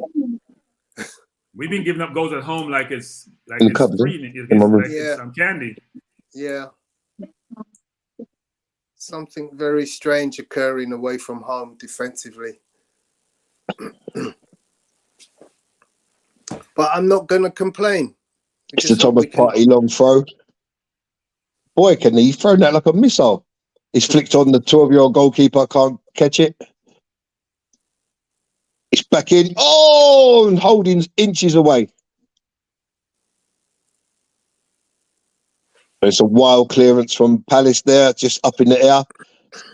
No fouls. And the ball runs out. Tierney. Oh, Tierney's little trip there. At least they quick to pick him up.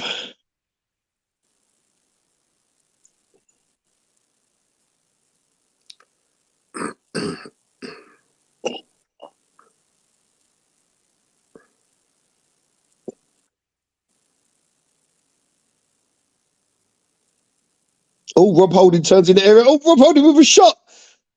And it's a corner. Brilliant play by Rob Holding. What is Rob Holding still doing there? Exactly. That's the question you should ask yourself. The corner was like 4 minutes ago. That's the question you ask yourself. Because Rob Holding's got a right foot. Wow. Because Rob Holding is out of position. That's what it is. He's out of position. He's out of position. Mum. He came up for the corner and he basically stayed as a centre forward. That game against Sporting, when Edwards almost scored, Rob Holding is all the way up at half line. Yeah, absolutely. Do your job. Stay in your lane. Stay in your lane. Stay in your lane. Edwards is down there to shoot his keeper, and he's up away at half line, huffing and puffing, running back. Stay in your lane. Should be another player here, but you can't find them. It's a shame Gabriel didn't leave. Jesus didn't leave that because Martinelli was right behind him with a free header. Yeah.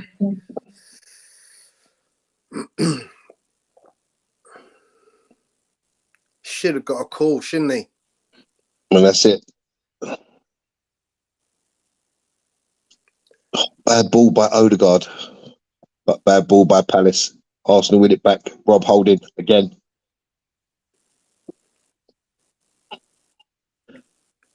Arsenal can be the creators of their own downfall in this game if they're not careful. Because, I mean, that's a terrible cross by Martinelli. The 12-year-old goalkeeper catches it easily. You should just dribble and try to score. Don't try to pass. Not your thing. Poor cross by Martinelli. We need another goal so I can get comfortable. Yeah.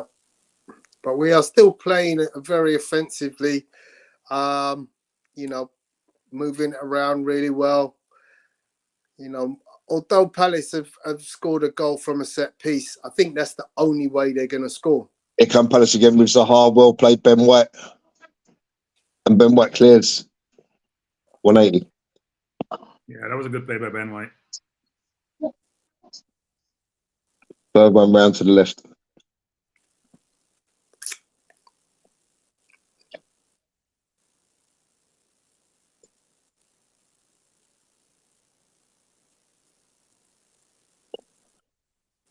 Oh, Jesus nearly nicked it off the defender's toe there.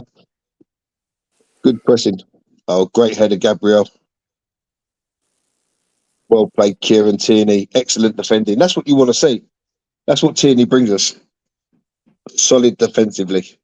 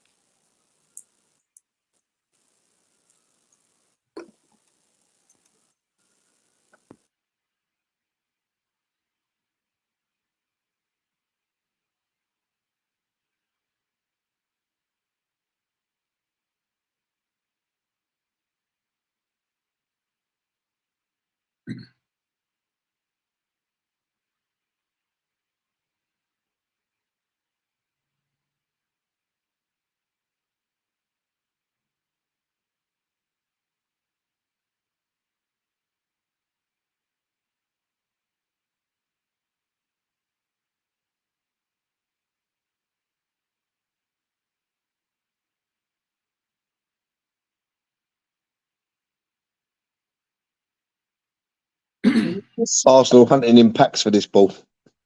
Yep. Keeper's ball, Ben White, keeper's ball. Well, Ramsdale scuffs the clearance. Lucky enough the Palace player can't. Then Partey gives it away. Partey didn't need to play there, Partey. Oh, and Palace, Zaha just wide. Goal. That was just wide. But Partey doesn't need to do. Partey didn't need to do what he did. He won the first ball. He doesn't need to play that pass. He just brings it the other way. He tried to flick it. He was stretching, right? That was Ramsdale's kick. Yeah, but as he stretched. Yeah, but what I'm saying is, Bertram, as he stretched, he tried to play the ball to the Arsenal player. But all he's got to do is stretch the other way and play it back inside. He keeps hold of the ball because there's no Palace player there. He goes round the player that's advancing to him. And he keeps hold of the ball. He can just run after it. Yeah. This is what I mean. We're going to be the masters of our own downfall if we're not careful.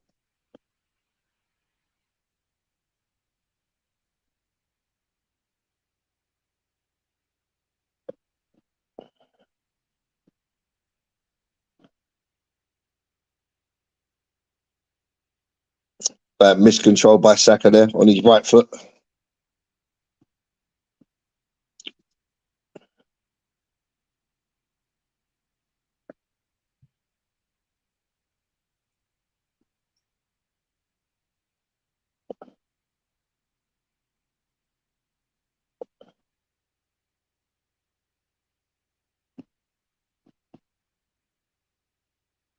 But everything is going through a Zaha, which is interesting. We're weaker on the left, on the left side, and yet they're playing through Zaha.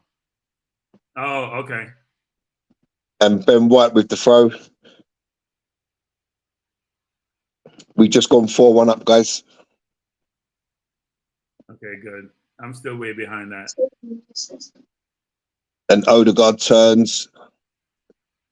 Yeah. Plays it to Kieran Tierney. Tierney to Martinelli. To Odegaard. Lovely turn, Odegaard. Feeds Jesus. Jesus goes on a little run. It's broke out to Kieran Tierney. And Saka slams it in with his left foot this time. Amazing. Two-footed. With his good foot this time. Two-footed. What a two-footed player he is. You see how comfortable he's on his left foot? See how confident was in placing it? He assists with his right. It scores with his left. It's gone to VAR, guys. It's gone to VAR.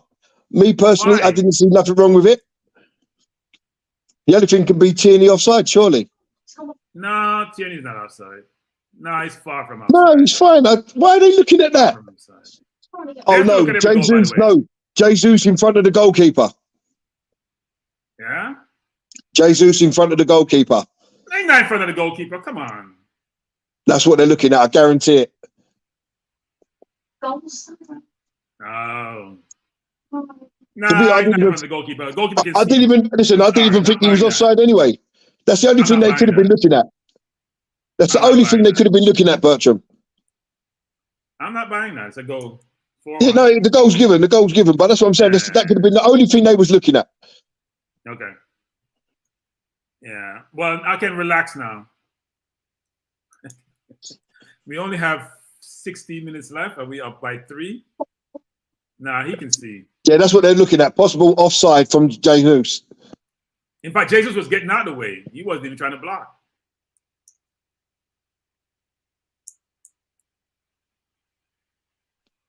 The goal's given, and we play on 4-1.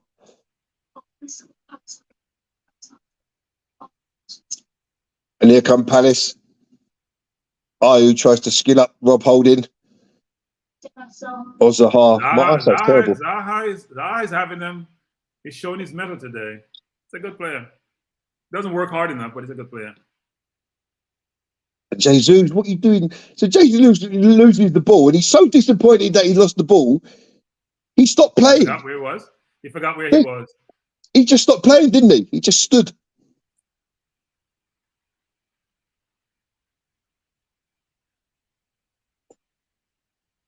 I think Rob Holding should get a run in the team at this point. I mean, not Rob Holding, I'm talking about Smith Rowe. At this point, you got to give him a run. When would you give him a run? Granit Xhaka. That's why we would play you in the 8, mate. So you don't make stupid challenges like that. What a dumb challenge, man. Free kick, Crystal Palace, 25 yards out. Just a dumb challenge. He doesn't need to do that. Yeah, Holding was in front of him. He doesn't need to touch him. That's it. Holding the Gabriel there, he doesn't need to do that. He's the wrong side. It's just stupid. This is why we moved him out of that position into the 8, so we didn't give away these stupid free kicks.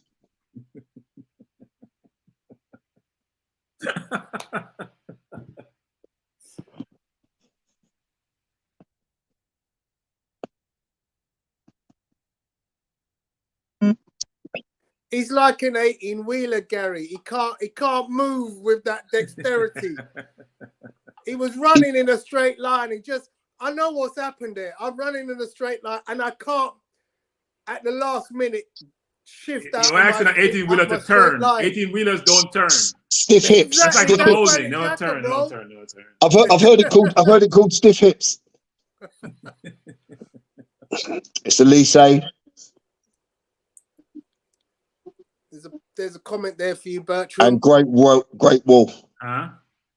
There's a comment there for you. Zaha can play football. I mean, let's not get it twisted. He doesn't work hard enough, and he salts a lot, but he can play. You know, second half they went to him exclusively. At least they have barely touched the ball on the left, right hand side. They've been trying to go. He's their only player. He's got a couple chances too. Huh? Zaha's really their main player, and Gabriel's taken Gabriel's taken one in the chest from the block on the wall. I'm actually a big fan of Sunday Elise. I think, with the right guidance, he can go really far. No, he's a good player. Eze doesn't get a game, though, which is interesting. That's very interesting.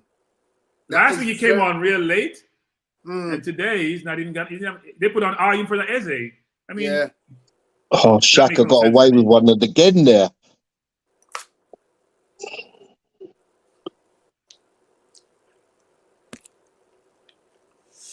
An immediate chance for Palace to respond as Zaha was fouled by Xhaka just on the edge of Arsenal box. And then well played, Kieran Tierney. Well played, Kieran Tierney. Oh! So the ball runs loose. Just run. Martinelli needs it to Kieran Tierney. Tierney bursts onto the ball. He crosses. And just as he crosses, the Palace player misjudged it, and Odegaard is just on his heels. That would have been a tap-in for number 5. Oh, Lovely yeah. touch. Oh, Jesus goes down in the area. what a touch. No, Jesus has these touches. Ridiculous touches. no penalty. The geezer's gone for a cup of tea. Xhaka doesn't have that in his game, though. That little subtlety. No, Jesus, you should have stepped away the first time. He tried to push and drag it. If you went right and go left, that'd be a better decision to make, I think. They got rid of the defender.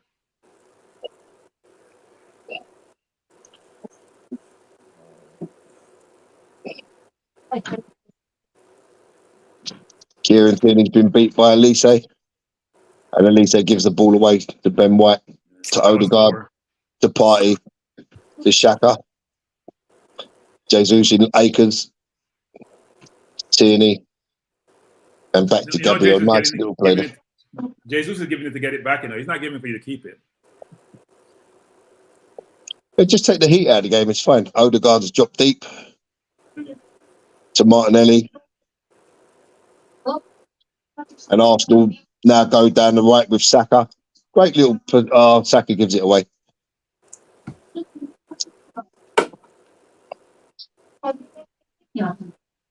Well played, Rob Holding. Rob Holding was strong there. He's had a good game. And Jesus down the right now. Jesus cuts in field, finds Xhaka. Xhaka did it down. He's almost inch perfect through to Jesus. And your boys just come on, Tone. Ize for Elise. Okay. Yeah, Jesus was offside.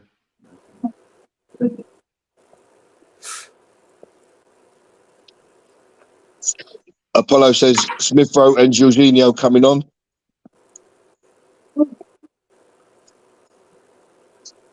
Well played, Kieran Tierney. Excellent defending. See, Zinchenko wouldn't have been there and the player would have been clean through. That's excellent. Martinelli, you're a fool, man. You're closed down by 3. You're closed down by 3 players. You dither on the ball and almost lose it. Well done, Tierney. So Smith Rowe for Saka and Jorginho for Ben White. Why not Jorginho Partey? Yeah, it's an interesting. It's a change of formation, right? Yeah, got to be 3 at the back. Meant to be Martinelli coming up. But then Rob Holding is not really a right foot. They've changed the substitution. It's Saka is staying on, and I'm being told that Martinelli's coming off.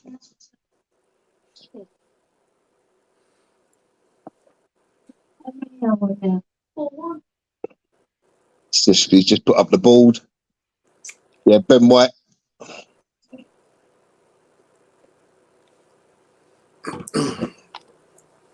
So it's just a stroll in the park on a Sunday. Nice stroll. Thank you, Palace. You've been very accommodating. Well, they handed us the game on a silver plate, didn't they? On the silver platter. In the chat saying Jorginho at right back. Really? You want to see the slowest person on the field at right back playing as Zaha? That'd be a real mismatch. So is Jorginho actually going to right back? No. That means... I think Partey's gone to right back, isn't he? Or... We don't want Partey at right back. Zaha can then injure himself by stretching for too sure. Much. We don't want that. Let's have a look. That makes no sense. Jorginho can't be at right back because him against Zaha. No, it's Gabriel Holding and Tierney and hold on. And Thomas Partey. Gone to right back. That's very strange. Lack of a right back right now in the team. Yeah, it is Thomas Partey at right back. That's a very strange. We don't really have a backup right back, you know. Well, not now. Tomiasu's injured. No. And there's Thomas Partey at right back, and he plays a little 1-2 with Jorginho, who puts Holding under a bit of pressure there with his pass.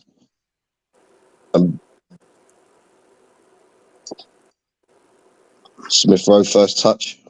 Good pass, Emil Smith Rowe. Like it. Brilliant pass. Well, the Arsenal are under no pressure here.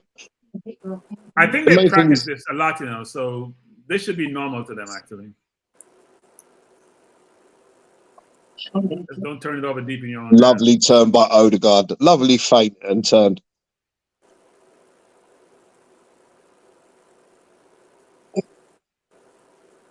And it's right back, Thomas Partey at right back.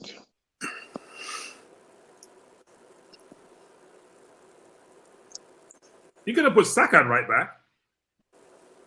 Because he's right-footed, I've been told. So he could have gone on right back. I've been told how good he's played in the wing back. He started off left back, then went to wing back on an Emery. No, we need him up the pitch. He's going for a hat trick. No, we don't need him up 4-1. We don't need him up the pitch. No, don't give me that. Don't give me that. We Put the want right a foot hat at right back. No minutes for Fabio Vieira. What do you make of that, guys? Yeah. No minutes for Fabio Vieira in this game. Yeah. Kirill is on for Gabriel. That's probably a good change. We can't afford any more injuries, so. Great header, Rob Holding again. Absolutely fantastic, Rob Holding. Oh, the overlap was there. Thomas Partey went on the overlap, and Saka played it into Odegaard. Odegaard curls it just Odegaard over is the bar. dying to score. Odegaard is dying to score. Literally. So he should be. Thomas Partey's just run 60 yards not to receive the ball. I swear to God, just let him stand at the back. I don't want this guy picking up no hamstring. Just stay at the back. Yeah, Partey is one person you take off whenever you have a chance. Take him off. It's 4-1. We don't need any more goals. You don't need to be making them lung busting runs 40, 50, 60 yards to not receive the ball and pull a hamstring. I agree, Gary. I agree 100%. This is game management. Arteta should be going mad on the touchline there. Just hold your position. You don't need to do anything.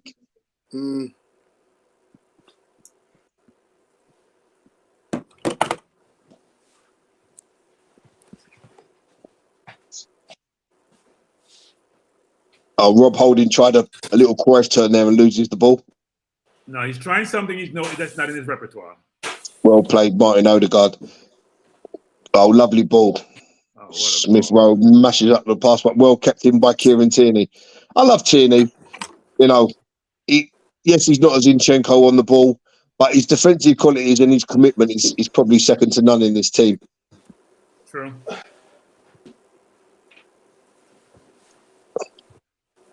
Oh, what a ball. Martin Odegaard just played a ball through the eye of a needle. And Rob Holding. That's what he does well, actually. You know what he does, Tony? It looks off the defender. Yeah. That's why those balls get to destination. He's looking you off, so you're not expecting it. And even though it's close to you, you can't recover to intercept.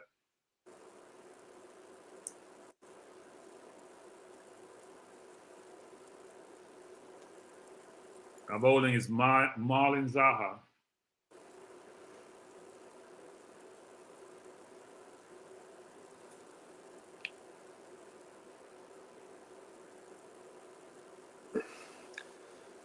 So Jakub Kivior getting his Premier League debut. Yeah.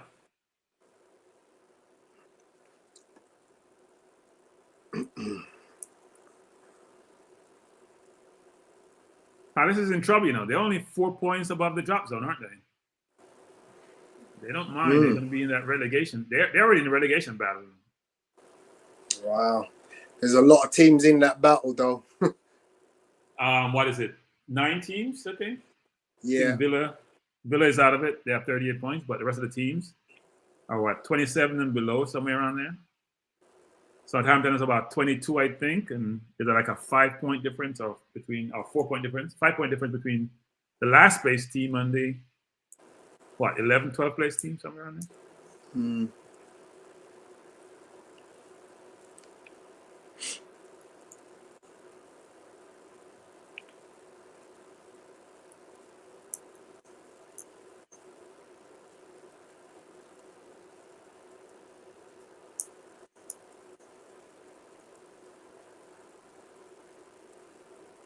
Palace coming forward to Zaha, turns it over.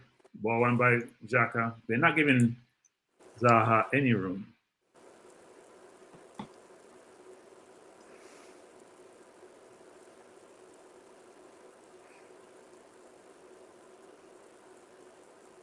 Partey go all the way back to Ramsdale.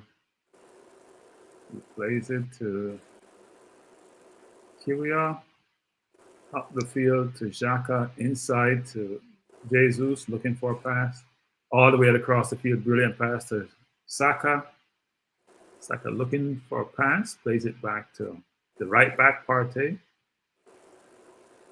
Inside to Holding, back to Jorginho, to Holding, Tierney. We're just playing the ball around. That's all we need to do. We don't need to do anything other. Tierney is fouled by Hughes.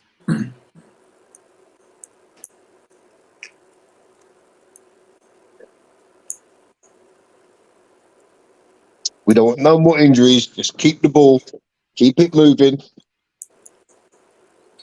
Don't concede any stupid late goals, because goal difference could be a big thing.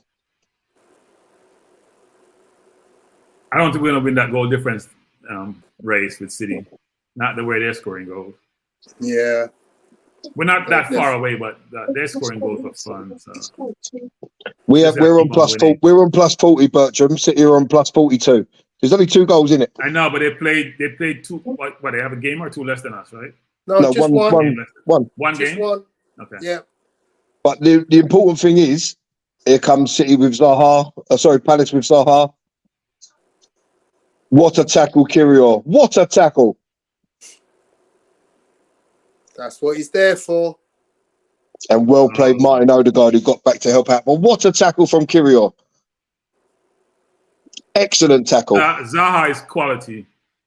Even with so many defense around, he still didn't lose the ball. Didn't score though, did he? Quality. I know, but he's quality. Saka would have scored that with his left.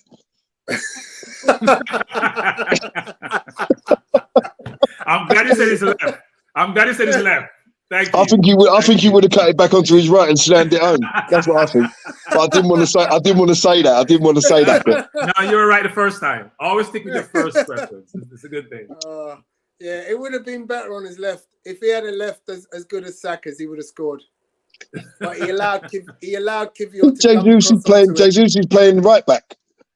Jesus is playing right back. No, Jesus is playing the 8. He's playing the 8. He's not. He's at the back.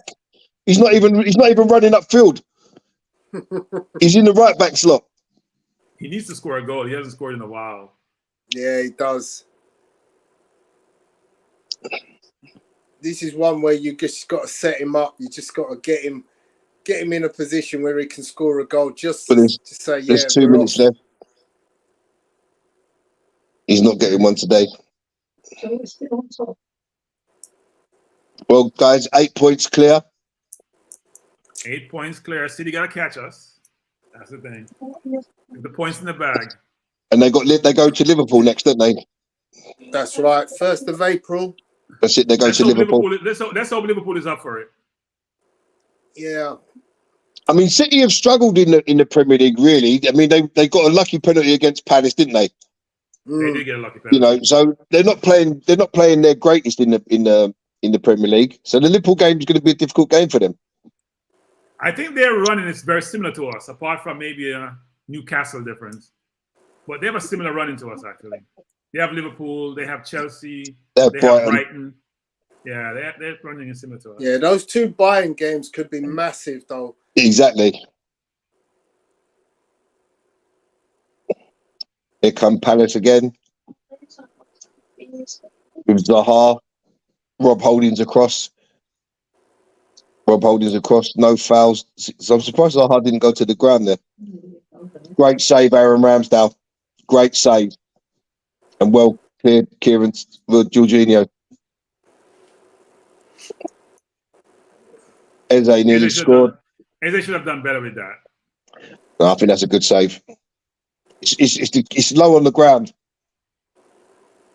But it's a good save. Yeah, and that's full time. The venom that you want, this venom and pace that you want to beat the keeper. Palace fans are cheering though. They're showing a lot of spirit. Or is it Arsenal? No, it's Arsenal fans. And that is full time, gents. Extremely pleased with that performance. Well, it's another victory for the Arsenal. 10 games to go.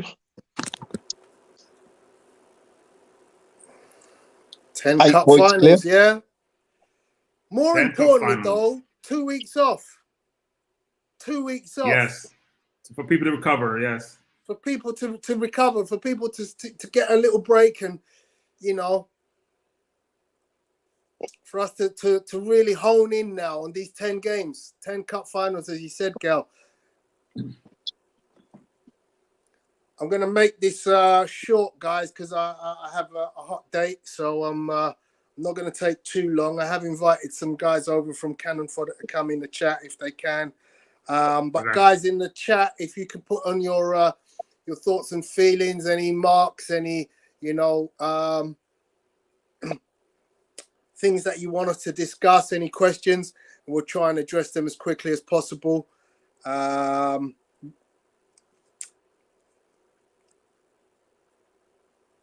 We're at 69 points, so top 4 is virtually guaranteed. Now it's trying to win. Interesting little stat here, Tone. Bukayo Saka, 10 goals and 10 assists this season so far. What unfortunately have 13 goals?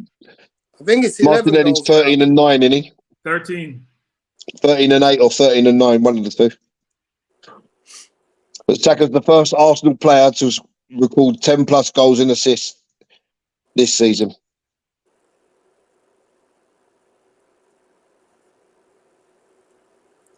Everyone is happy, unlike Thursday.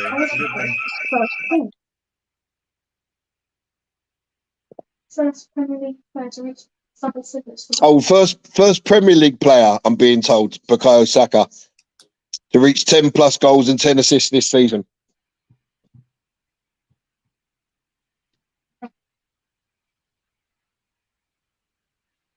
Well, at least we're scoring goals, which was our downfall in the last few years going by. We had 3 against Fulham and 4 today, so we're scoring goals. Just looking at the table, it's a shame that I think Newcastle, I agree with you, Ton. I think Newcastle are going to run out of steam. They just don't score enough goals, do they? Because I don't want to see Tottenham finishing that top 4. You know, Chelsea has given up 2 goals more than we have. But they've only scored 1 more goal than that they've given up. It's crazy. So, guys, you know, Walcott had that stat though, Gary. Even though he gets a lot of grief from Arsenal fans. 2012, 2013. You were saying, Tony? So I'm just pulling up some stats. If you guys can just talk about them while I pull them up, yeah. It's an impressive list if you think all the quality players are on there. Yeah, exactly. Most of those are Arsenal legends between Bergkamp, Henry. I wouldn't call Van Persie a legend. No, I was just going to say exactly the same thing, Bertram. He would have been if he would have stayed. They're all very good players. They're all very good players. One may challenge Walcott being on the list, but I think Walcott was devastating at some point in his career. Yeah, he got his knee injury at Spurs when he tore his ACL at Spurs. My thing with Walcott, I just think he could have been so much better than he actually was. I know Apollo always says, but he scored 100 goals, but that's over like 10, 11 seasons. It's like 10 goals a season. His average 1 point, his goal average was 1 in 3.5, 1 in 4 at one point. He's only scored 2 in his last 40 games, which will distort his stats. But the most important, it come against better than Giggs, for example. It come against Spurs. Was better than Giggs at one point. Yeah. So we're 20 points clear. We're 20 points clear of Tottenham. We've 10 games to go. And we play the same number of games. Yeah. Yeah. What have you done for me lately? That's the question. So it's almost mathematically possible for us to say that we are not going to finish outside the top 4 with 10 games to go. That's obscene. Yeah, we'd have to lose all their games, and they would have to win a ton of their games, right? You've got to win. So they can only have, if they win their next 10 games, they can only have 79 points. They'd have to win 10 in a row, and we would have to lose You know, 8 of our last 10. Yeah, it'd be hard for them to catch us up. Now, Newcastle, frankly, has played 2 games less than Tottenham. So is They Liverpool. had 47, so is Liverpool, yeah. I don't think Tottenham So is will make Liverpool. top 4. I hope not. And by the way, I really Brighton do. is not that far away. Brighton has 3 games that less than Tottenham with 42 points. So Brighton, if they get 9, they're at 51. The problem with Brighton is they have us and City to play. They have a tough schedule running.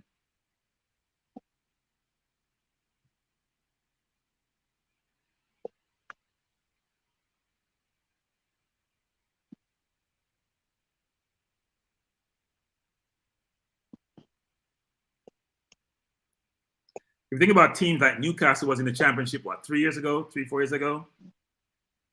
Brentford 3-4 years ago, Fulham last year, and all of them are pushing top 10. So that's interesting. That's a great stat. Sorry, Bertie. That's a great stat, Tone. Bukayo Saka has now scored as many Premier League goals for Arsenal as Patrick Vieira did. And what a day to do it.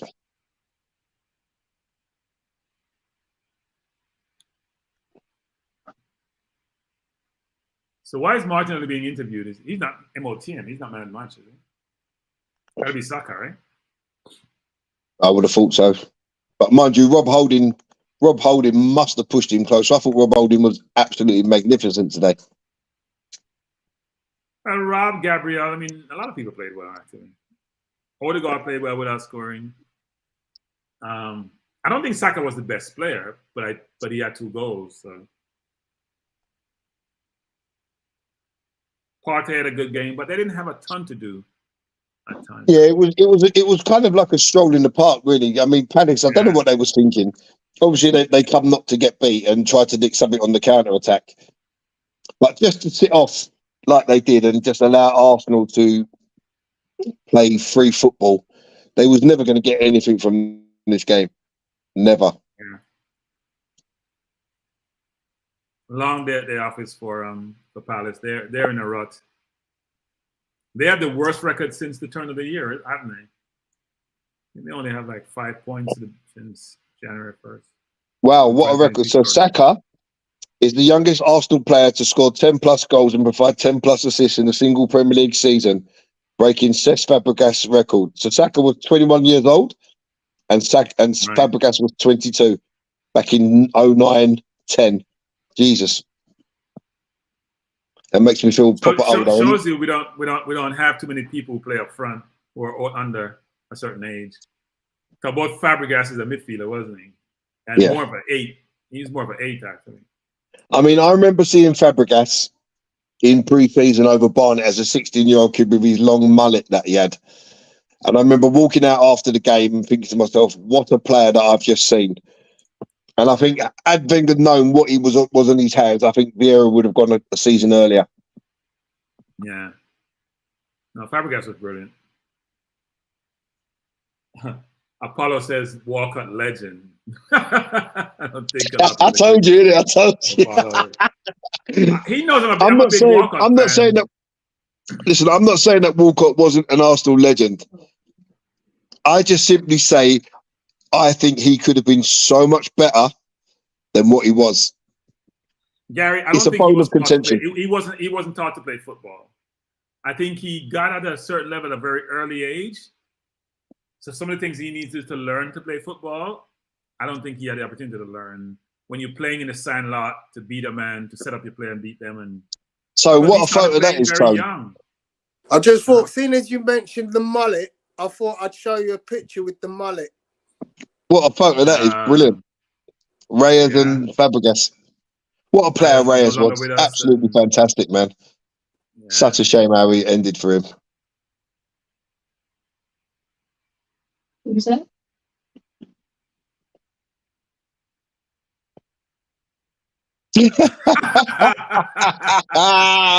Well, that's the stat of the season. There will never be another stat you can put up. The great Bettner. What's this? The man was a legend in his own mind. Arsenal second, 1 goal. Right, so goals scored this season by teams. So Man City have scored 67 Premier League goals. And we Do you guys know how many Arsenal have scored? 66. Okay. Still my thunder. Yeah, we're behind. And then the next highest is the Spuds with 52. Arsenal also have the most clean sheets with Newcastle. My son loves the We stat. should have had a clean sheet today. Yeah, I know Ramsdale is trying to beat Pope for that clean sheet, that title, but we've got the same amount of clean sheets as Newcastle. yeah.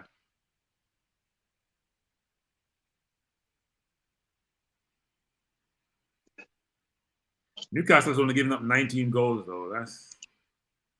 That's ridiculous. So less than 1 goal a game that they give up. We're just under 1, but we've given them up 7 more goals than they have.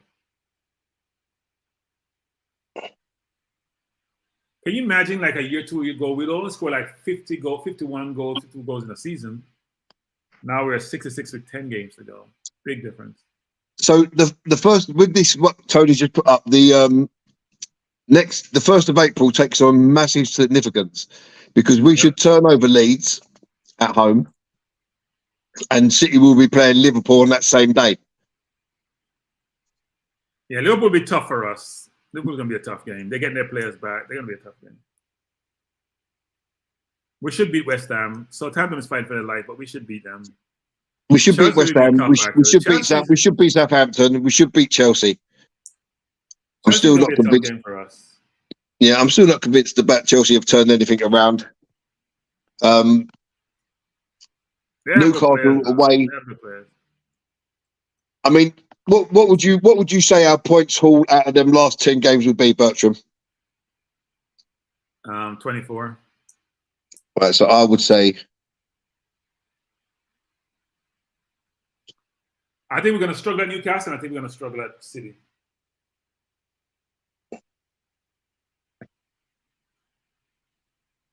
Where is the City game, Tony? It's not on here. Yeah, that's only 9 games. I think we play City in the month of April. Yes, I'd say 3, 6, 9, 12, 15, 16, 19, 20. I'm going to say 21 points out of them 9 games. I'm going to say 24. I think we'll struggle at City. I think we'll struggle at Liverpool. I think we'll struggle at Newcastle. I think we'll struggle at Brighton, against Brighton at home. I'm going to say 24. Yes, I'm going to say Leeds win, Liverpool draw, West Ham win, Southampton win, Wolves and Forest is a win. That's 6. That's 18. Chelsea, I think we'll beat Chelsea. I think we'll draw with Newcastle and Brighton. And City, I think we'll lose. I think we'll draw Liverpool, draw Newcastle, draw Brighton, lose City. That's why I got up 24, right? Yeah. So I seen a stat the other day that said Man City have only picked up in the last few Premier League seasons. Was it 26 points? I don't know if that was on our chat or in our group. It was 26 points from their last 10 games over the last previous season. Their biggest total was 31. Their lowest total was 21. But they averaged 26 points. That's a lot in their last 10 games. That means you only getting up 4 points. One, probably 4 draw, 1 loss and 1. It's not even a loss and a draw because you lose 2 points in a draw. So you're. Well, it's like 2 draws, isn't it? I mean, it's I like think 2 draws. Yeah, it's 2 draws. Yeah, like Tony said, I think Bayern for them could be the biggest challenge because they're going to go hard against Bayern in both legs. But see, for them, it doesn't really matter, Gary, because someone was saying yesterday they played Burnley. They made 7 changes, and it looked like their first team was on. Apart from Lewis, it looked like their first team was playing. Yeah, but that's a champion. That's a championship team, innit, that they're playing. No. What I meant was the quality of the players on the field, not the outcome or who they're playing. So you think about it. You have Mahrez, you have Grealish, you have Silva, you have who am I missing? The kid. Name is slipping me now. Then you have the 2 center forwards. You have so many. they have players that are all interchangeable. Yeah, that's what All Arsenal. That's what interchangeable Arsenal are going to strive to get to. You know, so Yeah. it will be interesting to see what happens over the summer. But I think if we go on and win this title, I think we're 98% guaranteed Champions League football next year, barring think about the it. majorest catastrophe that's ever happened in football. Yeah, they have a lot of players that are all interchangeable. I mean, Stone, Ake, back in 2 Diaz, seconds. Laporte. I just got to go. I just got to go and check my dinner. Got to go and check my dinner's cooking. Hold on. I'm gonna have to run. Leave Tony. I need to go gather stuff for my tax return. I haven't done it yet. I need to do it now. About 4 is what it worked. So, Tony, you still there? Yeah, I'm still here. I run. Leave you. I have some work I have to go do. You go have your fun, and I'm gonna do some work. Okay, have a great day. You do the same, sir. We're gonna have to talk about at some point in time this mad moves that are going on in the NFL. As you know, my Miami Dolphins have done some amazing business in the last week. You're trying to buy a title, but it's not working so far. Oh, I think Derrick Henry or Dalvin Cook could be the last missing piece. Yeah, but you don't have a quarterback. Okay, we'll see. But your main quarterback will probably need to retire, frankly. He needs to retire. I mean, head injuries are nothing to play with. Yeah, it's true. You can't be having that situation so much times. He's not gonna have a life after 30. I'm telling you. He won't have a life after 30. Apollo's just said in the chat, we will win the league and we will beat City.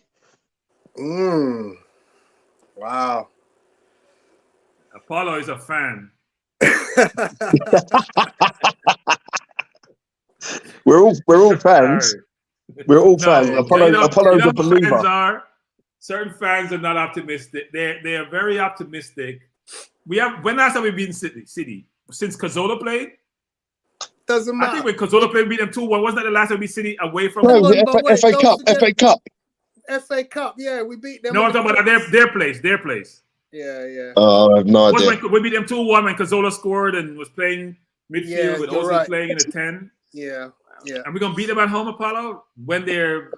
I mean, it's possible. It's not impossible.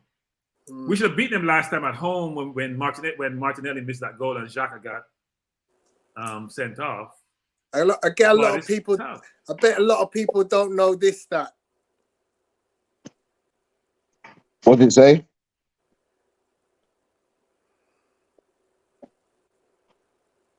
So we haven't lost a game when Martinelli scored.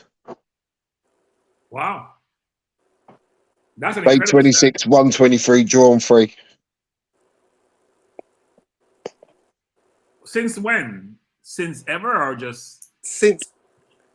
It's a one. That's what 49, 36. That's 52 games. Wow. That's an amazing stat. Yeah.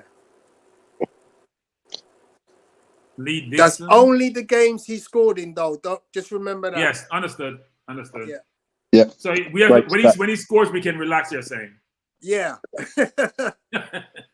It's an amazing stat. I mean, you know, Lee Dixon, 26 games he scored in, 120 of those, drew 6. Perry Groves, Parlo, Anelka. Anelka didn't stay long with us though. No. So Xhaka? guys, Really? yeah. Wow. It's been a good day in the office. Very impressed with the performance. Do believe that Crystal Palace kind of made it easier for us by sacking Patrick Vieira in the week, because I do believe that just created a whole lot of instability at the club. The timing just seemed completely wrong for me. You know, you didn't have somebody that you could bring in. So what are you going to change? What have you benefited by sacking your manager midweek with no one ready to come in and hold the fort? Yeah. So really very strange. Obviously, but I was quite pleased because obviously you know what happens when the team sack their manager. All of a sudden the players go on a little bounce, don't they? No matter who comes in, they play for whoever's in charge for that next game. And I thought I'm a in the bit gutted beginning. for Vieira, though. I'm a bit gutted Yeah. for Vieira. Well, I yes, felt because that. he's an Arsenal legend. He's part of all of us, isn't he? You know what I mean? For what he Yeah. done for the club and how he performed. So we obviously feel for him. But, Yeah. I mean, I do find it strange, but I'm glad that we didn't see that little bounce. But I mean, before we had a shot on target, I mean, Ramsdale's made a fantastic save from Zaha. Great little fingertips onto the post, and then he gets lucky with a rebound off of his back. You know, but once we went 1-0 up, there was only ever one team that was going to win it. Just a shame that we didn't keep a clean sheet. Man City plays us out there to play Brighton, which is good. And they only get about 4 or 5 days rest, which is good. We'll have 7-day rest for playing Southampton. So hopefully all those things work in our favor. But if we beat City, we'll win the title. If we don't beat City, it's going to be challenging. I think we can afford to draw them. We can. Yeah, we can. It'll still be 5 points we draw. All right, guys. Enjoy your Sunday. Yeah. Thanks, See you later, Bertram. See you soon, mate. Yeah, so I mean, in terms of player ratings, I'll put the team up so you can just basically run through your player ratings. The first team that started, Gary. Yeah, so my player ratings, I'm going to give Ramsdale an 8. Made a vital save from Zaha in the opening 15 minutes, tipping one onto the post. Made also another brilliant save, even though it was given offside later. He didn't know that, so I'm going to give Ramsdale an 8. I thought his distribution was decent. Ben White, I'm going to give him a 7. Very good on the overlap. Still lacks a little bit in defence for me. Holding, I thought Holding was exceptional today, and I'm going to give him my man of the match. I thought he won everything in the air. He was strong in the challenge. He made a couple of great interceptions. So I'm going to give him a 9. Gabriel, I'm going to give him an 8. Again, strong as you like. Zinchenko, I'm going to give him an 8. I thought he had a really good game. Partey was his normal solid self. I'm going to give him a 7.6. 7.6. Xhaka scored a goal, albeit very fortunately. He should have got the shot away a bit earlier, but he got the final touch. So Xhaka gets a 7. Odegaard, I thought, was busy throughout the game. Good on the ball, couple of lovely little twists and turns to get away from players. So Odegaard is going to get a 7.5. Saka scored 2 very good goals. Was a little bit sloppy in the opening exchanges. A couple of times when he could have used his right foot, he chose to go on his left, and he's made a hash of it or lost the ball. So Saka's going to get an 8 because he weighed in with 2 very important goals, the second and the fourth. Martinelli had a quiet game, scored the opener, which was good because 3 touches, control, shift, shoot. Excellent. That's what we want to see from him. Not so much thinking and dwelling on the ball. So Martinelli's going to get a 7.5. Trossard, I thought, was really good. Very unlucky to be subbed for Jesus, but Trossard gets a 7.5. And the subs all get 7s. And Arteta today, I'm going to give Arteta an 8.5 today. I don't think he really had much sort of management to do throughout the game because the game pretty much took care of itself. So I'm going to give him an 8. And that's my team ratings. Excellent. Be with you in a second. No worries, mate.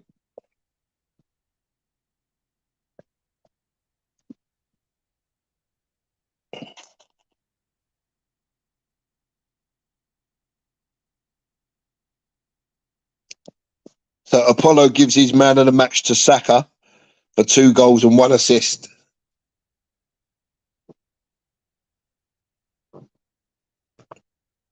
Football's a great game, and it's funny how people's opinions vary. I know he's 2 goals and assist, but I just think the important work was down the other end, stopping them, because Zaha is a very dangerous player, and I didn't think he got any change out of Rob Holding today. And Rob Holding coming in for his first Premier League start, he was literally a colossus at the back. And Salabi, we all thought when Saliba was out, he was going to be a big miss. Like if Holding plays like that for the next couple of games, we won't miss Saliba that much. Cool, excellent. So let me give my rankings for the end of the game. Ramsdale, I'm going to give an 8. Ben White, I give a 7. Rob Holding, I'm going to give a 9. Gabriel, I give an 8. Zinchenko, I give an 8. Thomas Partey, I give an 8.5. Granit Xhaka, I give a 7. Odegaard, I give a 7. Saka, I give a 9.5. Martinelli, I give an 8.5. Trossard, I give an 8. Who's my man of the match? Bukayo Saka, of course. None else. But so we'll finish it off with a last few set of stats for the people. Arsenal total shots 14-5, possession 60% to 40%. Pass accuracy, as always, our pass accuracy has never been sort of less than 85%, I think, this season. Finished up with 86%. Dribbles, we successfully dribbled 7 to their 2. Aerial duels 1, 16-10. Tackles 13 to their 14. Corners 4-3.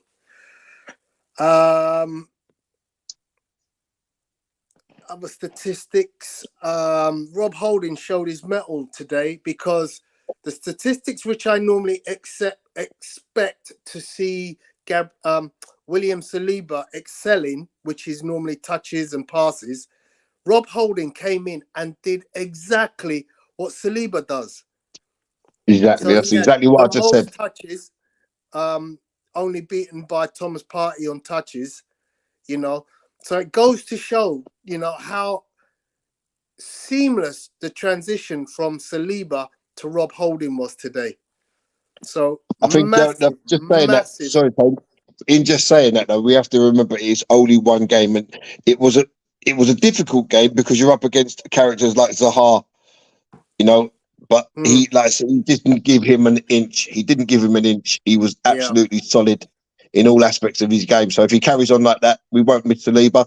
And then when he comes back, we know that we've got an able deputy in Rob Holding. Apollo said, Saka's my man of the match, 2 goals and 1 assist. Absolutely. Binzi, welcome. I don't believe I've seen your name in the chat before, but thank you for joining us, and we appreciate your comment. Please do, if you have any other comments you want to add in, please do add them. Don't forget to hit the like and subscribe button, people. And it's always a pleasure to see our followers in the chat. Gives Arteta an 8. I'll give Arteta a 9 today. What about yourself, Gad? Did you give Arteta a grading? Yeah, I gave him an 8. An 8. Okay, cool. I didn't think he really had a lot of game management to do because the game pretty much took care of itself. So, but no, I'll give him an 8. The substitutions were good. So a decent 8. Yeah. Very respectable mark. Big up to Guna Matters. How's things? Good thing to see you in the house. Guna Matters runs a YouTube channel as well.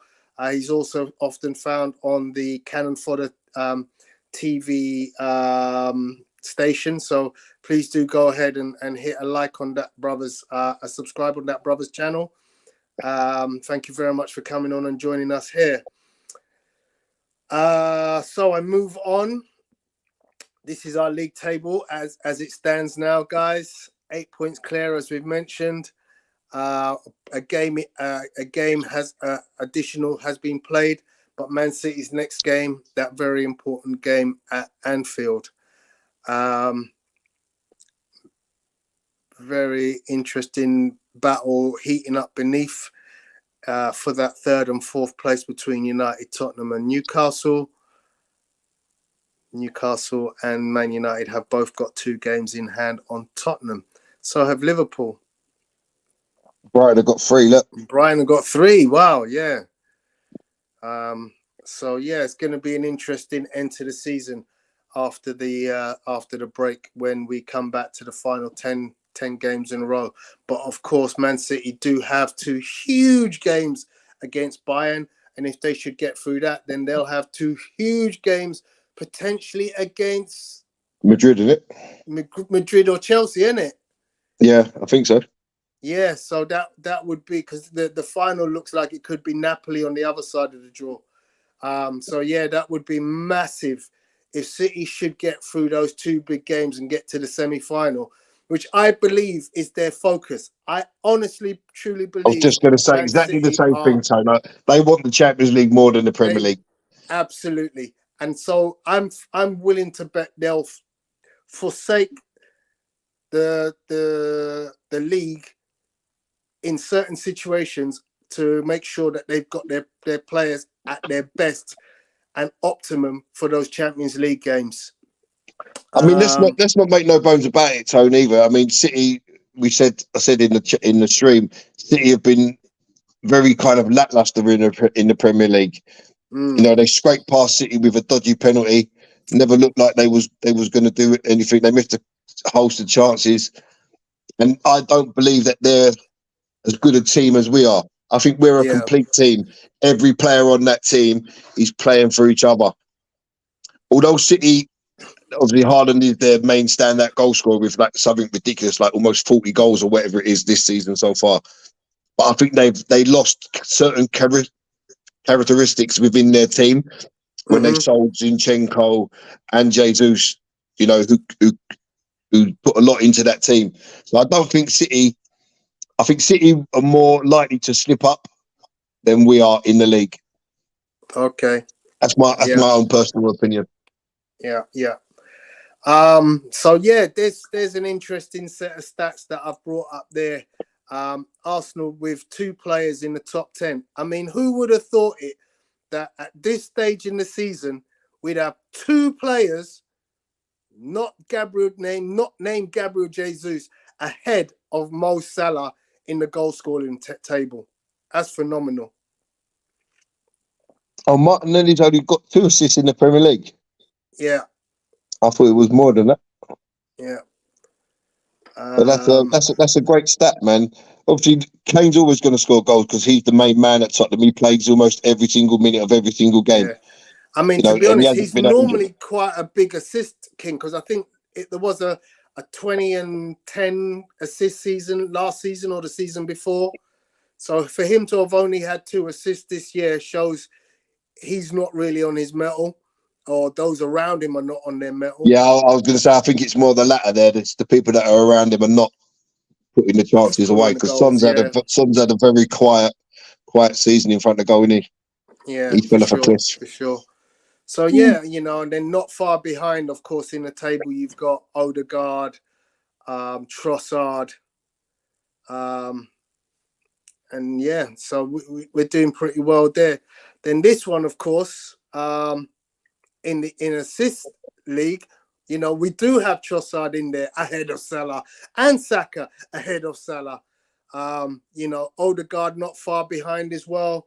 So, you know, look, this just goes to show, you know, the process is working fantastically well, with players not only scoring but assisting. It also shows great recruitment, doesn't it?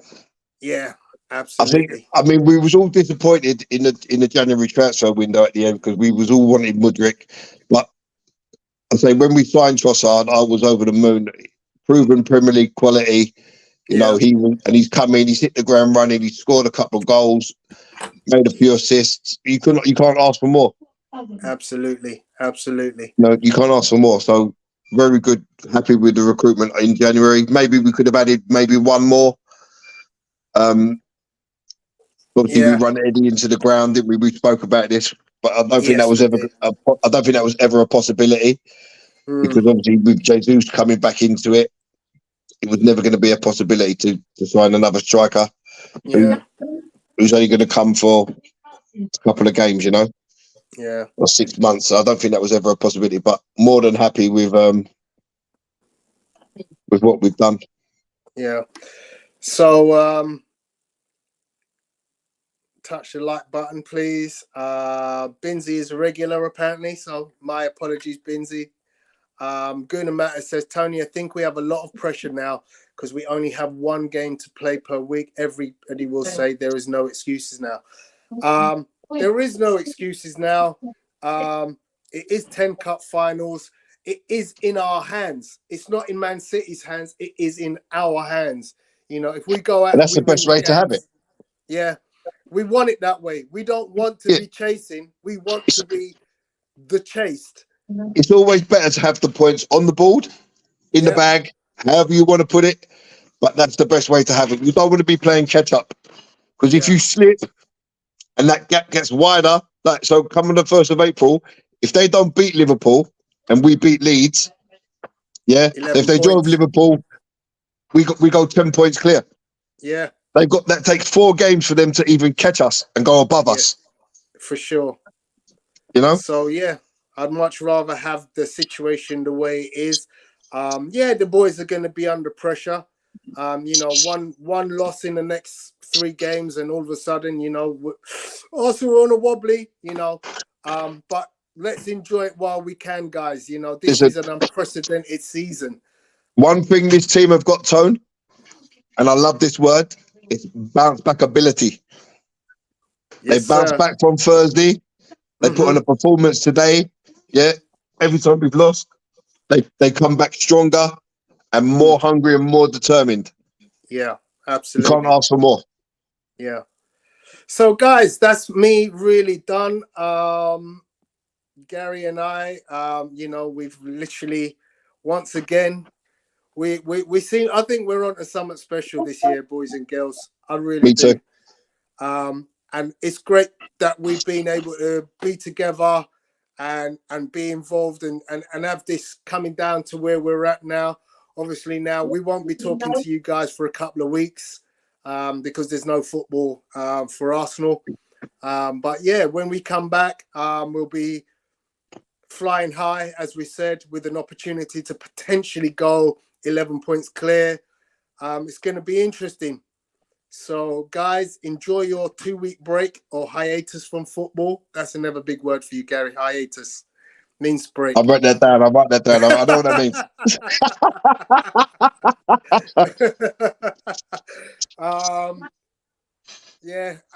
Any last comments, Gary? No, just extremely happy with the performance and the result today. 10 games to go. It's in our hands. That's exactly where we want it. Worry about ourselves. Don't worry about what City are doing, and just keep this level up. And we will go extremely close, but we're going to win it. Come on, we're going to win it. Yes, sir. Come on, get in. Yes. So yes, Guna Matters. Yes, let's cross fingers that there's a nice clean bill of health when we come back in April. Yeah, that's going to be important the next couple of weeks. Don't pick up stupid injuries. Hopefully, people are not overplayed by their respective countries. And everyone comes back clean bill of health. The players that we've got struggling at the moment in the 2 weeks break, they can get the treatment they need and get back to playing. We go again with a full squad for the final 10 games. Excellent.